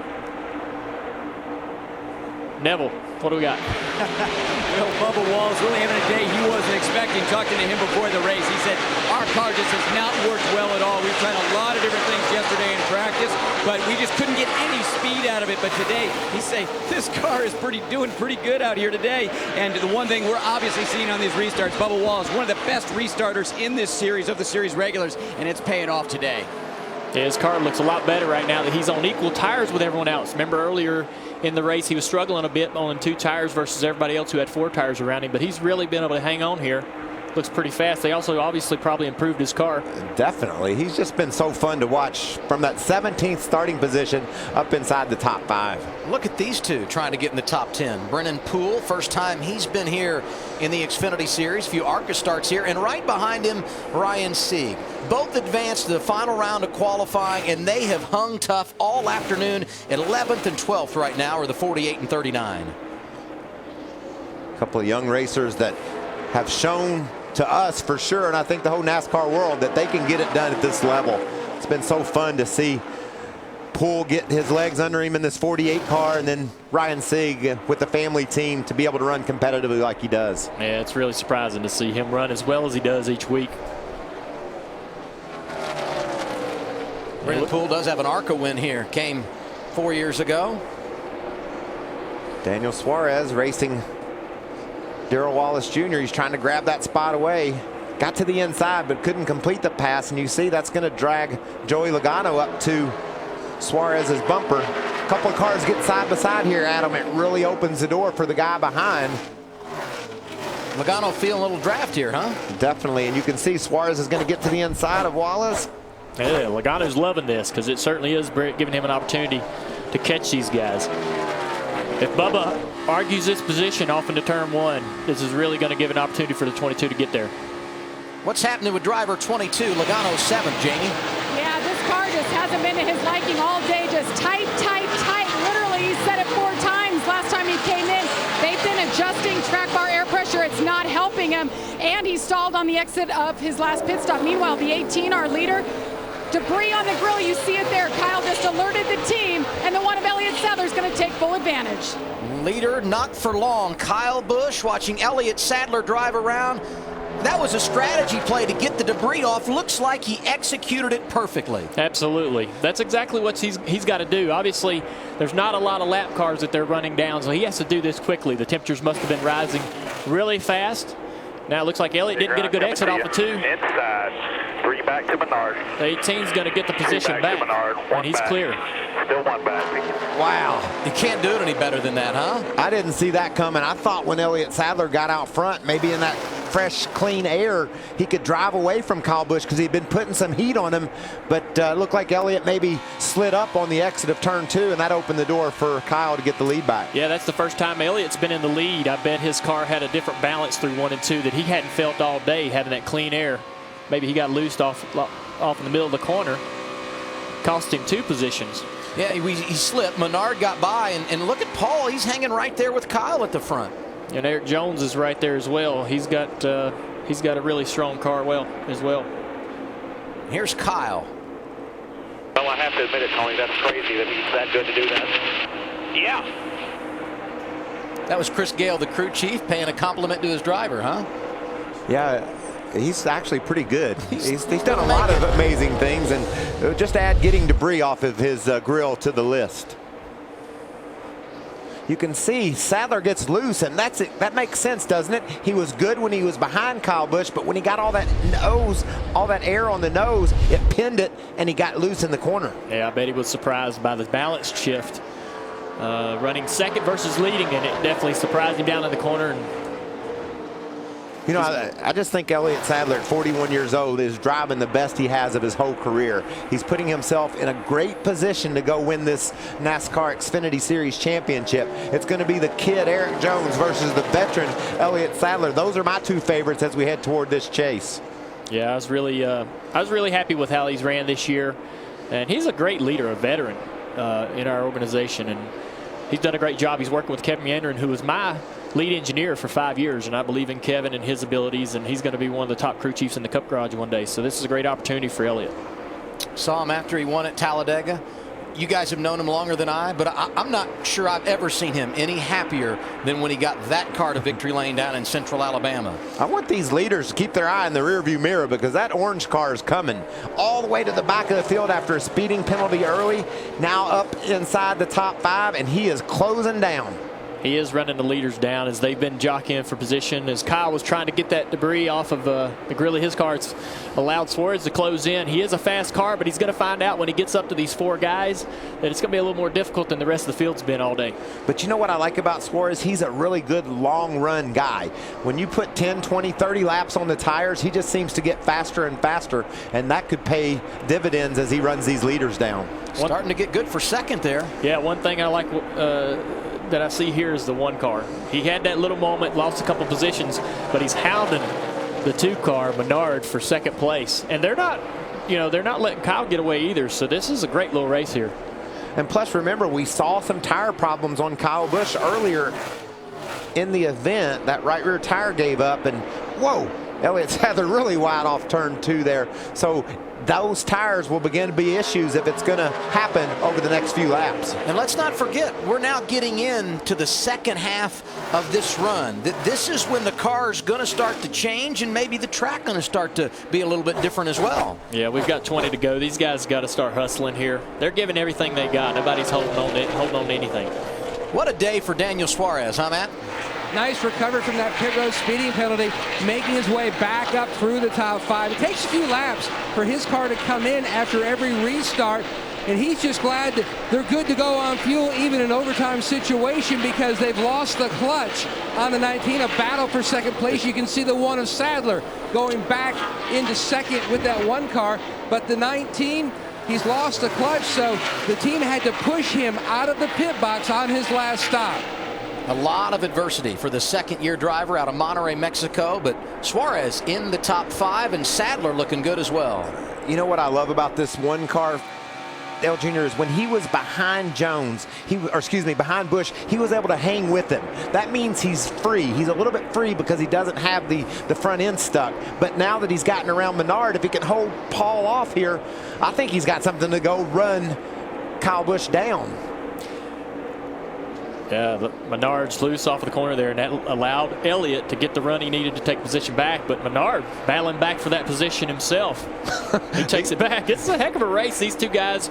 Now, this is allowing Kyle Busch to get away, but if these guys can sort this out, I do think they've got pretty good race cars that can give them opportunity to maybe get back to Kyle. You talked about nobody's holding anything back. We saw Sadler about spin out trying to chase down when he was leading in front of Kyle Busch, and now we see Menard have the same issue off turn 2. And there goes Elliott Sadler back beside Menard trying to get that second spot back. This has been outstanding. Inside the 1 of Elliott Sadler, outside the 2 of Paul Menard, exchanging blows as we come up on 16 laps to go at Michigan. And the orange car of Daniel Suarez closing on this guy, Eric Jones, for 4th. In the corners, but they just way by going down the straightaway. Copy that. Just keep working, man. Keep that heart in the game. All you can do. I think Jones feels like his car's better in the turns and maybe not on the straightaways. Is that what he's saying, Chris Neville?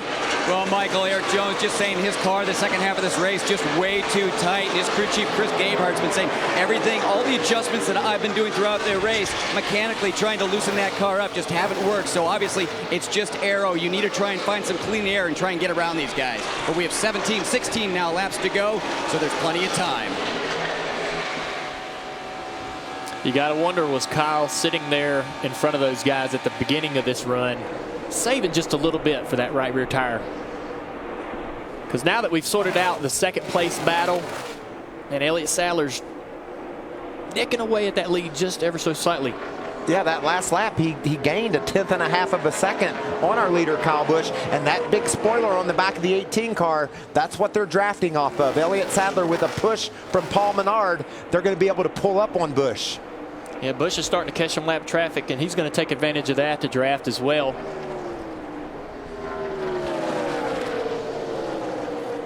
$14 to go. Kyle Busch, 0.8 of a second in front of Elliott Sadler. Paul Menard, Eric Jones, Daniel Suarez complete the top 5. And Brendan Gaughan across the start-finish line has now completed his 100,000th mile in his NASCAR career. That is pretty cool. Run along in the 15th spot. Eric Jones is trying to get around Menard. That's opened the door for Suarez, getting good from 3rd on back with 13 laps remaining. Yeah, these guys got into some lap traffic down the back straightaway, and this allowed Jones to get a run on Menard. And there goes 3 wide. Suarez to the outside. See the orange car. He's going to grab 3rd away. What a move.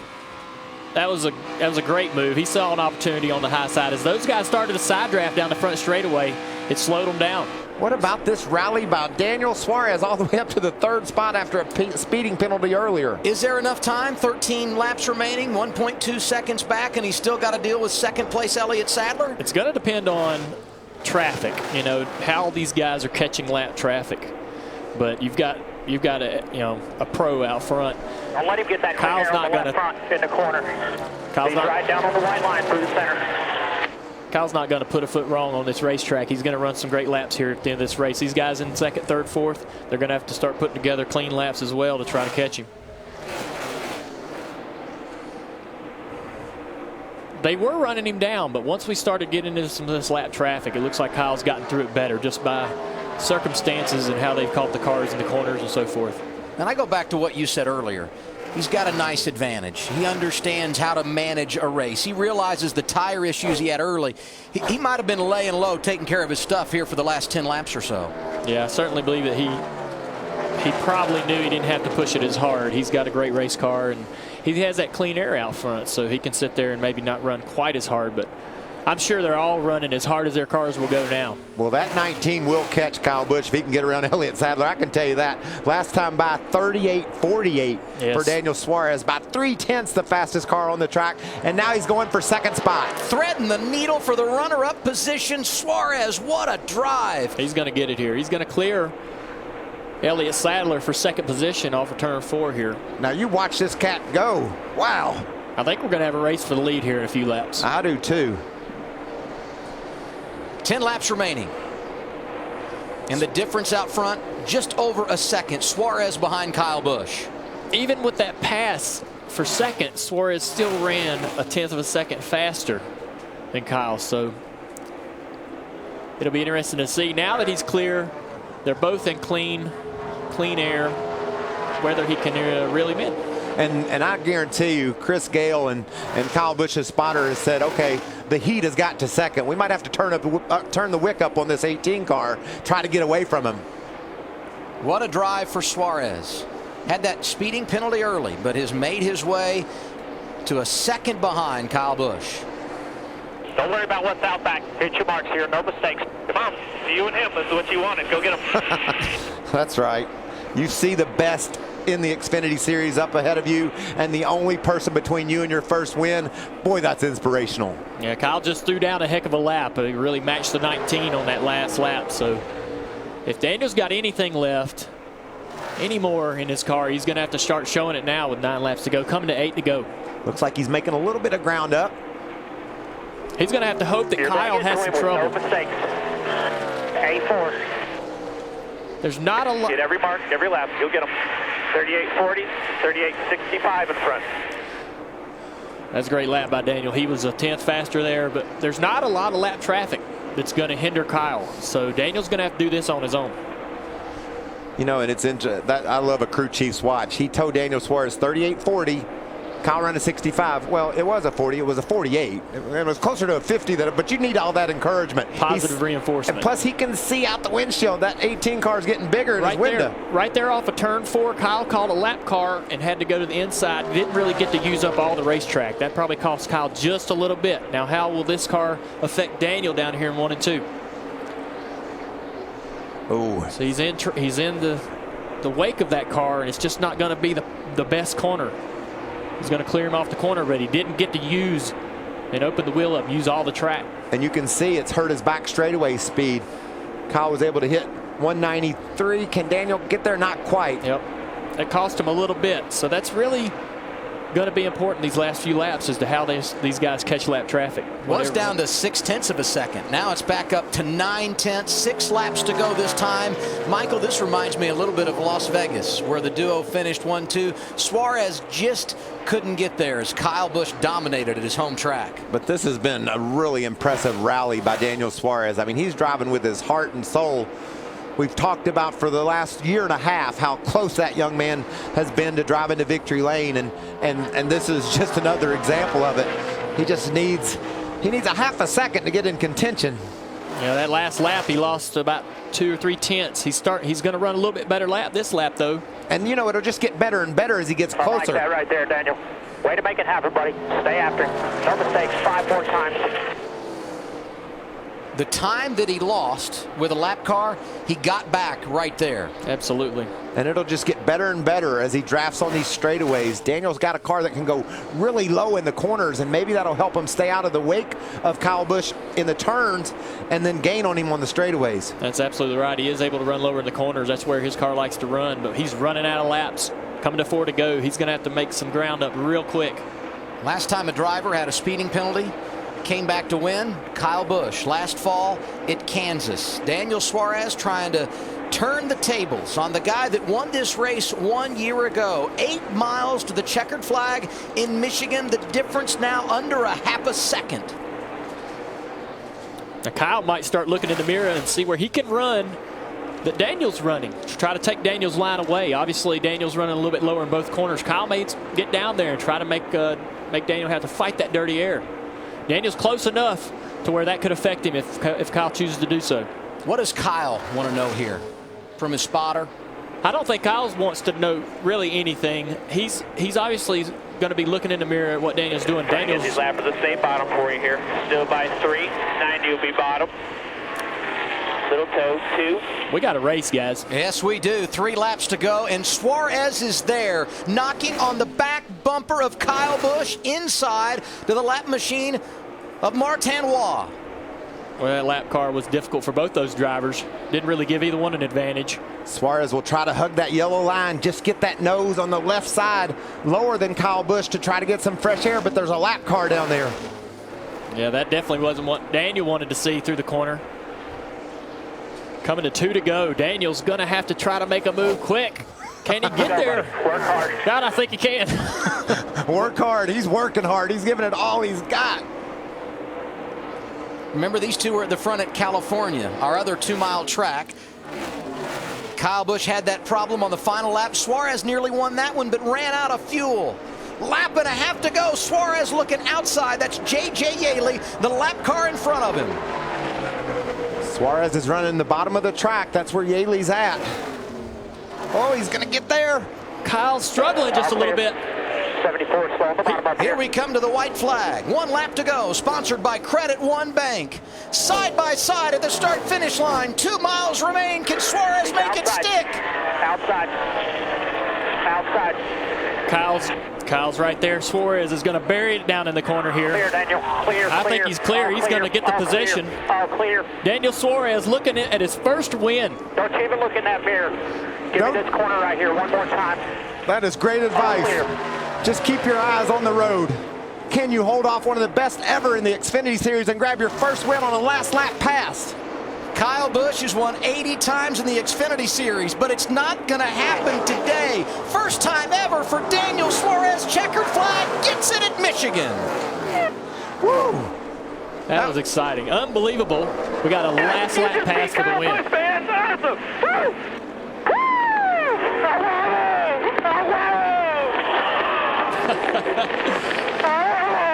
Thank you, guys. Thank you. Awesome, man. That is awesome.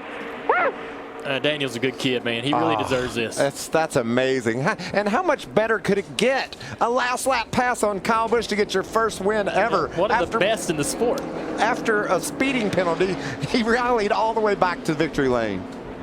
Yeah, they got great cars. Joe Gibbs Racing, congratulations to them, is in order. Great job by their team. He had a fast car all day long, but he did the job. When it came down to it at the end, he knew he was up against the best. I didn't think he was going to catch him, much less drive by him. So, incredible. Kyle Busch, a runner-up here this afternoon at Michigan. Wow. That's impressive. Good for him. Well, you know how good Kyle Busch is, and so he appreciates how good Daniel Suarez was in those last couple of laps, running him down and making that power move for the win. Yeah, I definitely think that's a compliment from Kyle. Think about all the knowledge that Daniel has being transferred from Kyle. Drives for him in the Camping World Truck Series on occasion. Teammates with him at Joe Gibbs Racing. Yeah. Today they finished 1-2. What a special win right here in Michigan. One of the premier racetracks on the series. Daniel has been so close, you know, and you've seen it, the disappointment, and he knows how close he is. He's known all year how close he's come. So you know he's been waiting for this. I can imagine. I can kind of imagine the feelings. He can't wait to get to victory lane. Hug his crew. See his guys. High fives. His phone is probably going crazy right now. Congratulations from all his family and friends. 8th win of the year for Joe Gibbs Racing. 4 for Kyle Busch, 2 for Eric Jones. Denny Hamlin did it at Charlotte. But today, all about that 19 team and Daniel Suarez, who will never forget this moment. Yeah, that's the best part right there. You love the camaraderie between the driver and the crew. They all work so hard to get you there, to give you the opportunity to get to the victory circle. And that team has a lot of respect for the kid behind the wheel. Yeah. I'm glad he's in this series. I'm glad he's in this sport. He's a little Kyle impersonation there, huh? Now they're explaining to him how to get to victory lane, which is going to be useful information for him. It's new this year. We don't have the wall in the middle of pit road anymore. Kyle Busch finished 2nd. Sure, a lot of pride though for the guy that won today. Well, long hot day behind the wheel, already sitting on the wall here, Kyle. Such a great race there. You've done so much work with these young drivers at Joe Gibbs Racing, Daniel Suarez, Eric Jones, giving them advice and guidance through the years. Is it a proud moment, or is it a little bit bittersweet when you get beat by one of them? That's both. You know, you never want to get beat, but it's cool when you get beat fair and square. You know, he did a really great job. He ran me down and had a really good car there at the end and passed us clean, did everything he needed to do. So congratulations to Daniel Suarez. That's pretty awesome to get his first win here and to beat us, to beat a car like us, a guy like me. And, you know, the Kyle Busch School of Charm finished 1-2-4 today. So, you know, not too bad. And I'll take what we can get with our NOS Energy Drink Camry. I mean, obviously we want to win. We thought we should have won. We had the best car for majority of the race there. Just not the last 20 laps or so. It just got real loose on me, so I wasn't able to hold it where I needed to through the corners and to maintain that time that I needed in order to stay away from the 20. Yeah, I think summertime is finally here. This is the first hot race of the year. How tough was it out there? These cars are hot. I mean, we talked about it last year at Indy. You know, I was smoked after that one and was able to go on the next day and win the Brickyard. So I'm used to it. Not that big a deal, but it's certainly hot in there when they don't have any NACAs open and stuff like that. So you're kind of starving for air, and you're starving for cool air at least. But you know, having a good car and driving up front like that much of the day makes my job a little bit easier. So hopefully we can have some of that tomorrow. Thanks, Kyle. Adam? Thank you, Chris. And going back to the man that won, Daniel Suarez does it with first-year crew chief Scott Graves, who won the championship last year with Chris Buescher. And now they know they'll be in the chase in 2016 with this afternoon's victory. Have a little trouble getting to victory lane, which is understandable. They used to have a hole in the pit wall, but now they've got this new piece of asphalt he's driving down now. Nothing's going to bother him right now. Yeah, he's not too worried about it. Checker flag out the window. And you know what's great? You win your first you get your first victory, and the celebration is awesome, and you're all into the moment. And in a little while, he's going to realize that, I mean, it's going to set in what he's accomplished today, and what a tremendous achievement it was battling against Kyle Busch and getting the victory. Yeah, I think even more importantly is he made a statement today that he's the real deal. You know, this guy's going to have an opportunity at the next level. And I think a lot of people all knew that, but if they didn't, they found out today. Daniel Suarez is a name that's going to be around for a long time. Daniel Suarez, welcome to the fraternity, a winner.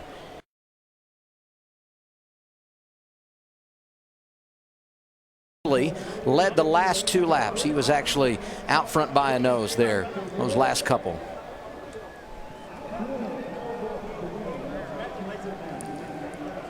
Wonder if this guy's won some races before, but this is, you know, this feels like the first time. It's got to. So he's got to be overwhelmed emotionally. I can't wait to see his expression, his emotion when he comes out of the car here.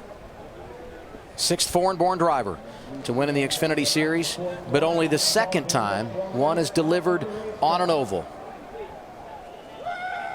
Here he is, Jamie.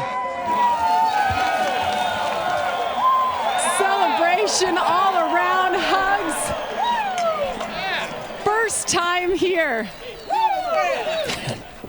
Daniel, your long journey to get here. Growing up in Mexico, all the different racing series that it took to get here to this level, what does this moment standing in victory lane mean to you? I just have no words, honestly. I don't think I can speak English or Spanish right now, honestly. I can thank enough all these guys for all the hard work, Jockey Racing for put all the confidence on me, Harris, Toyota, Telcel in Mexico, Coca-Cola, everyone who helped to put all this program together. It's amazing. Good job, buddy. Congrats on the first one. Thank you, Yes, man. sir. I appreciate it. It's just unbelievable. I have no words to describe what I'm feeling right now. Everything you overcame today, a pit road speeding penalty early, you didn't have a clutch there on the last pit stop, and the biggest feat of all, passing the boss man, Kyle Busch. What was that moment like? This machine is unbelievable. It was unbelievable fast. Everyone in this 19 Harris Toyota Camry did an amazing job. Definitely the fastest car out there. I have no words to describe what I'm feeling right now. Juniper,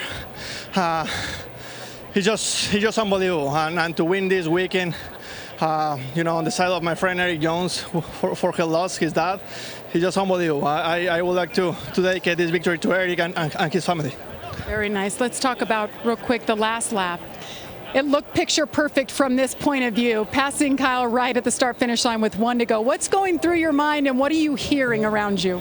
I was hearing through my mind, do not see to the mirror, just drive hard, like you've been doing all day. And he's just unbelievable, crazy up there. My sport, he did an amazing job all day long, keeping me calm, because after that penalty, I was so disappointed with myself. But that's what happens when you have a fast car. So very excited, and also to take Xfinity to put a great series together. Speak a little Spanish real quick to all your fans watching. You've got a lot of them out there, Daniel. Gracias, todos por su apoyo. Gracias. Woo! Daniel Suarez wins it for the first time here in Michigan. What a great interview. More from Michigan. It's all over in the Irish Hills. Congratulations to Daniel Suarez. For the first time in his career, he's a winner in the Xfinity Series.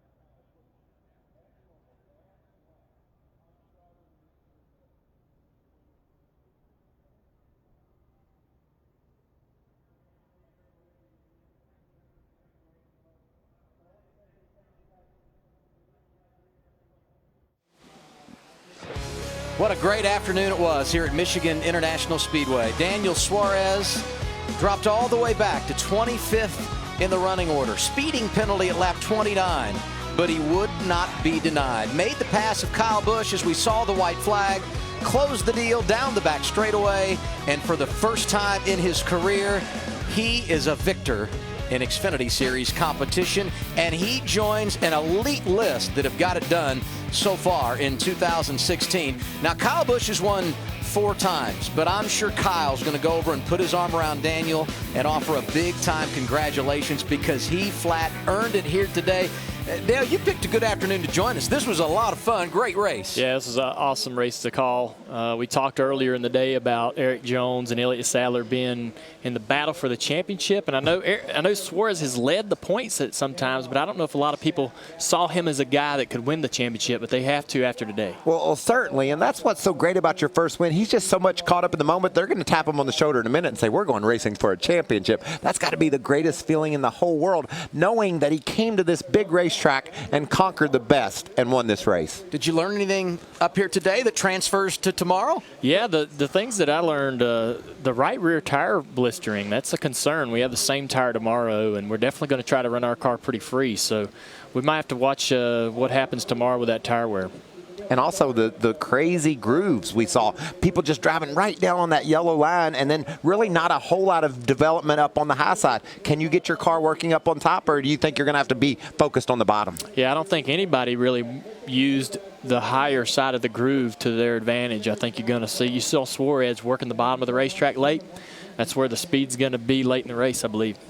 It was a lot of fun up here today. We appreciate you being here. Your first one, and come back anytime, all right? Yeah, I will. Danielle? Dale Jr. doing a great job, but Daniel Suarez certainly the hero today. I've heard Dale's boss Rick Hendrick say before about his drivers, once you get that first win, confidence and momentum will make sure they keep on coming. Junior Motorsports having all 3 of their drivers finish in the top 8. Let's hear from the top performer in that camp, Elliott Sadler, finishing 5th today. Elliott Sadler right near the front in the second half of this race. Elliott, you bring it home 5th. What did you need there? Man, I ran my car so hard there trying to push Kyle and try to get away from the 2 car so I could try to make a move on him. And I was using my right rear up a bunch. Then I got in clean air. I got too loose and lost the lead, and I really got loose. So I had to go for it, man. The boss is up there watching me. I got to put on a show for him. And look, man, I'm so proud of everybody at Junior Motorsports. We just keep improving every week. I can't thank one man enough. Lending make personal, man. They make dreams come true, and they're definitely making ours come true here. So great run for us in Michigan. We'll build on it and get ready for Iowa. All right, Chris, thanks so much. Elliott Sadler snapping a long winless streak earlier this season, but nothing tastes as good as the first. Daniel Suarez, your winner in Michigan.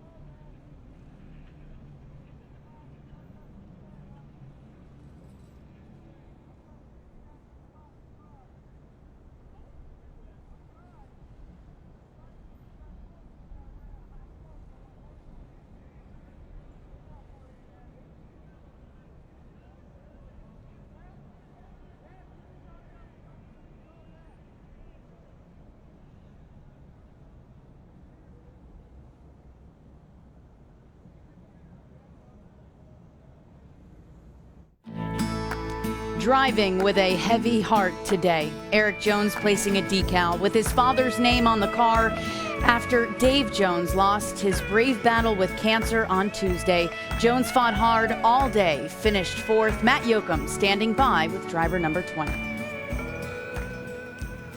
Erik Jones racing with a heavy heart here this weekend with the loss of his father, Dave. We all had the privilege of meeting your dad, an impressive gentleman. He taught you so many lessons, and I think he would have been the most proud of your strength and focus here today. Yeah, I think so. I wish he could be here, but a good day overall for us, and we're going to miss him a lot, but thank you. Appreciate it. Can't imagine losing your father at any age, but Erik Jones, a young 20 years old, had a beautiful, heartfelt message to his father he released on Twitter earlier today. I don't know how you race in weeks and moments like this, but Erik Jones making his father and his entire family proud today. Well, I have to believe what was driving Erik Jones today was knowing what his dad would want him to do. Dave Jones was the foundation that Erik Jones stood on. He's the one that pushed Erik Jones through his career and got Erik in the position, obviously with Erik's talents as well. Erik knew where Dave Jones wanted him today, and that was right there in that race car racing. Our condolences go out to the entire Jones family. Erik, again, finishing 4th, put on a very brave fight today. More interviews now with the 2014 Michigan winner, Paul Menard. Paul Menard right there for the lead with about 30 laps to go, but you started fading back a little bit there at the end. What did you need? The car didn't fire off very good, but it had really good long run speed, and I just too loose that whole last run. Really proud of my guys. We're close. We're knocking on the door. We'll get a win this year. Indy's our next one, and that'll be a big one. Paul Menard comes home 3rd. Joey Logano brings his Mustang home in the 6th position. When you look back on this day, Joey, what's going to stand out to you most about what you battled? Everything. I don't think we did anything good. Frustrating day. The car wasn't everything we expected it to be. We finally got decent balance at the end, but we still weren't very fast, and kind of frustrating. We didn't. I'm trying to find a positive out of it. It's just a tough day for a Discount Tire Ford. And, congratulations to Daniel. That's really cool. Get his first win, but for us, we got a lot of work to do. When you look at the package itself, you guys have made some gains of late. You mentioned that you started out the year a little bit behind, but you've made some gains. Where do you feel like you're lacking most? D, all the above. We got like I said, I mean, our car, I thought we were going to be better than where we were today, and we just weren't. Long run, our front tires would fall off too much and get tight, and we'd really lose a lot of track position. And it's a little bit everywhere. In this sport, it's not just one thing that's a shining piece out there and you just grab it and you're faster. It's a little bit of everything, and we just got to fine-tune it and keep finding little things, and we're making progress. Don't get me wrong, we're making progress. It's just I want to go up there and win one of these things. Thank you, Joey. And Darrell Wallace Jr. bringing home a top 10 today. You and I spoke before the race, and you did not think you had a car that could run near the front, but you were up there all day long. Yeah, absolutely. Man, we just had to grind all day, and that's like the motto for our team, man. We go through so much in practice and qualifying, and we just can't ever hit on it. But man, not that I'm saying I give up, but I got to keep reminding myself, hey, we're going to come to the front in the race, and that's what we did. But just couldn't hang on once we got really up there. I think the car got a little excited and didn't know what to do. But I just can't think loudmouth exhaust and Ford. Our Roush Yates engine was running pretty strong. I'm greedy. I always want some more power. But man, it's fun to come here and get a solid finish. A little tired. Thanks to the girlfriend for forcing me to drink water this weekend. She's been on my butt about it, but solid day. We can go home. Still got work to do, bud. Ninth ain't nothing. We'll get it and go have some fun in Iowa. Nice run. Thanks, Bubba. Okay, Chris, thank you so much. Again, one more shot of Erik Jones' father, Dave Jones, riding on the 20 car today. Now all 3 Joe Gibbs Racing cars have victories in 2016.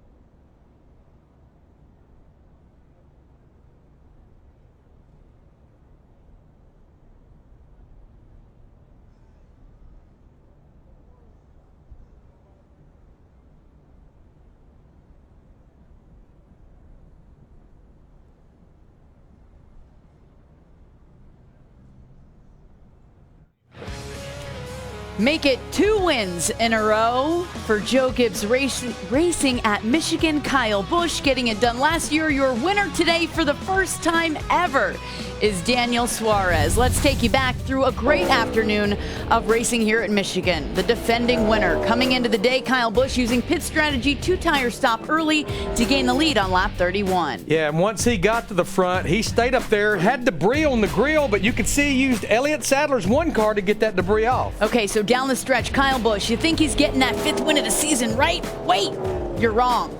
Daniel Suarez was coming, and here on the last lap, and you can see it was some tight racing. The spotter right here was saying, clear, clear, clear. We knew it was coming, just a matter of time. The incredible thing here, Suarez at one point in the race after a pit road speeding penalty fell to 25th, climbed his way back to 1st, and in the process beat arguably the best driver ever in the Xfinity Series. Quite an impressive way to get that first win.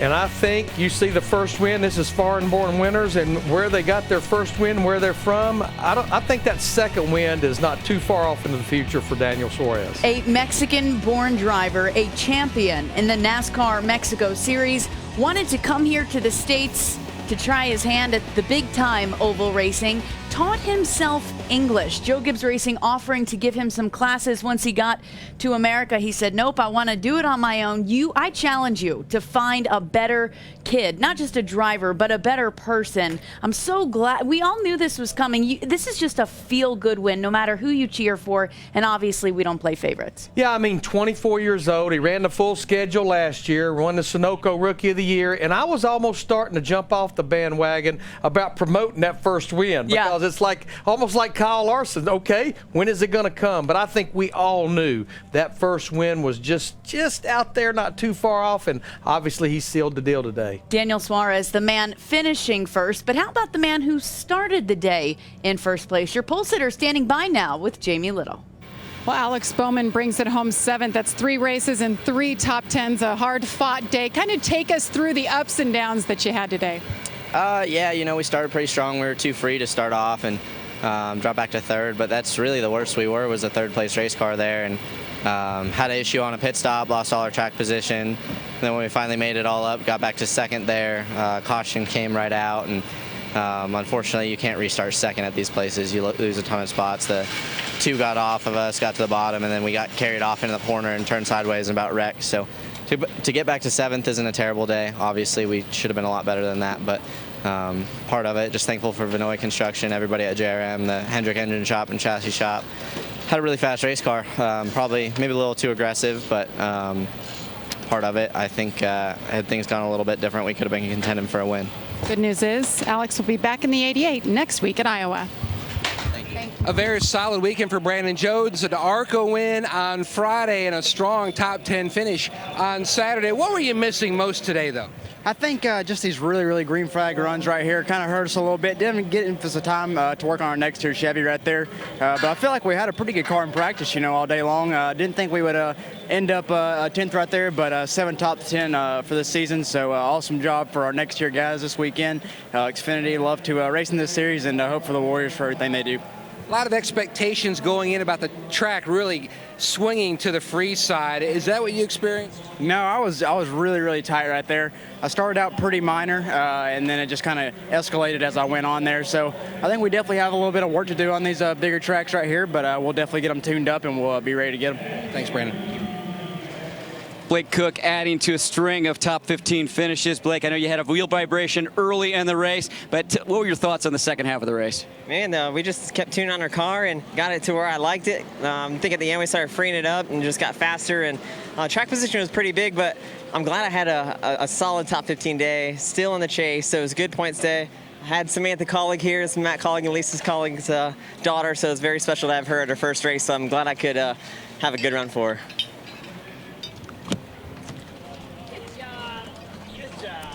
Okay, guys, thanks so much. Hard to believe we're halfway through the regular season. In 2016, 12 drivers for the first time ever participate in NASCAR's Xfinity Series chase. You just heard from Blake Koch right now, Larry. He's locked in along with our newest winner. Yeah, and I see Darrell Wallace Jr. on up through Brendan Poole, Brendan Gaughan, Brandon Jones, Justin Allgaier, Ty Dillon. All of those drivers 13 down, 13 to go before the chase. They have better than a race cushion on at the drivers outside the top 12, so pretty good shape. You know, Daniel Suarez told me not too long ago when that first win comes, he was going to throw one heck of a party in South Beach. We'll see if he can squeeze in a trip to Miami before the series heads to Iowa next week.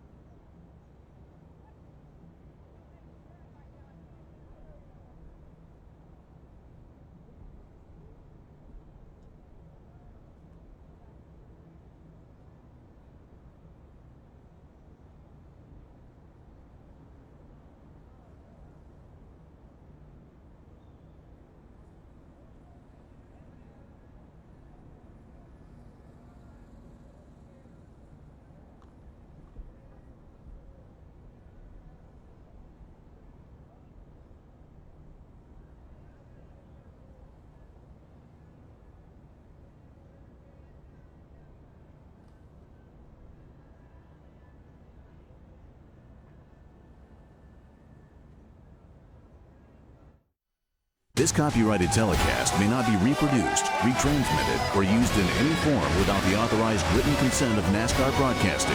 NASCAR would like to thank all of our fans for your support, and we hope you enjoyed today's broadcast. It's Daniel Suarez from Joe Gibbs Racing who owns the spotlight today, his first career Xfinity Series win. Here are your full field results from Michigan.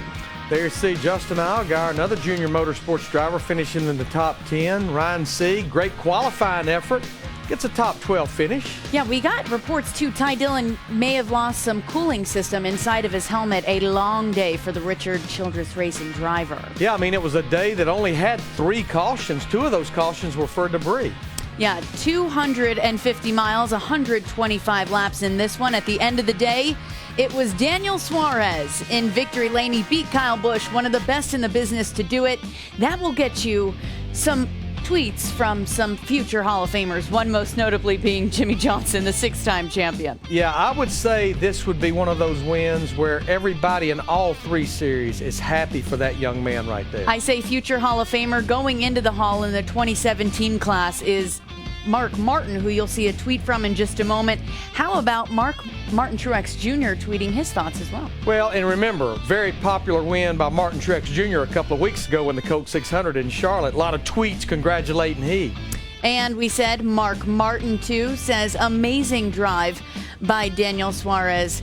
Congratulations. Tomorrow, find out who owns Victory Lane here in the Irish Hills, the Sprint Cup Series race sponsored by Outback Steakhouse, as Kurt Busch looks to defend his title from last year. It all starts 11:30 a.m. Eastern, only on FS1, or watch it live on Fox Sports Go. In the pre-race tomorrow, part of the festivities, a one-on-one between Jeff Gordon and Brad Keselowski. See if they still agree to disagree. Look forward to that. Everybody is loving this low downforce package, and we've got some drivers starting near the back that I think has good race cars. In fact, Kevin Harvick starts 29th, Dale Earnhardt Jr. 27th. They'll be headed to the front. Dale Jr. was certainly excellent, I thought, in the booth today, by the way, his first time ever. And he worked hard at it. Him and I were texting last night about different things. Sure, take the credit. Daniel Suarez, give no one the credit for this one, sir. You outraced Kyle Busch to win your first ever NASCAR Xfinity Series race. Job well done. Enjoy the party, Suarez. Feliciones. That's congratulations from everyone here at FS1.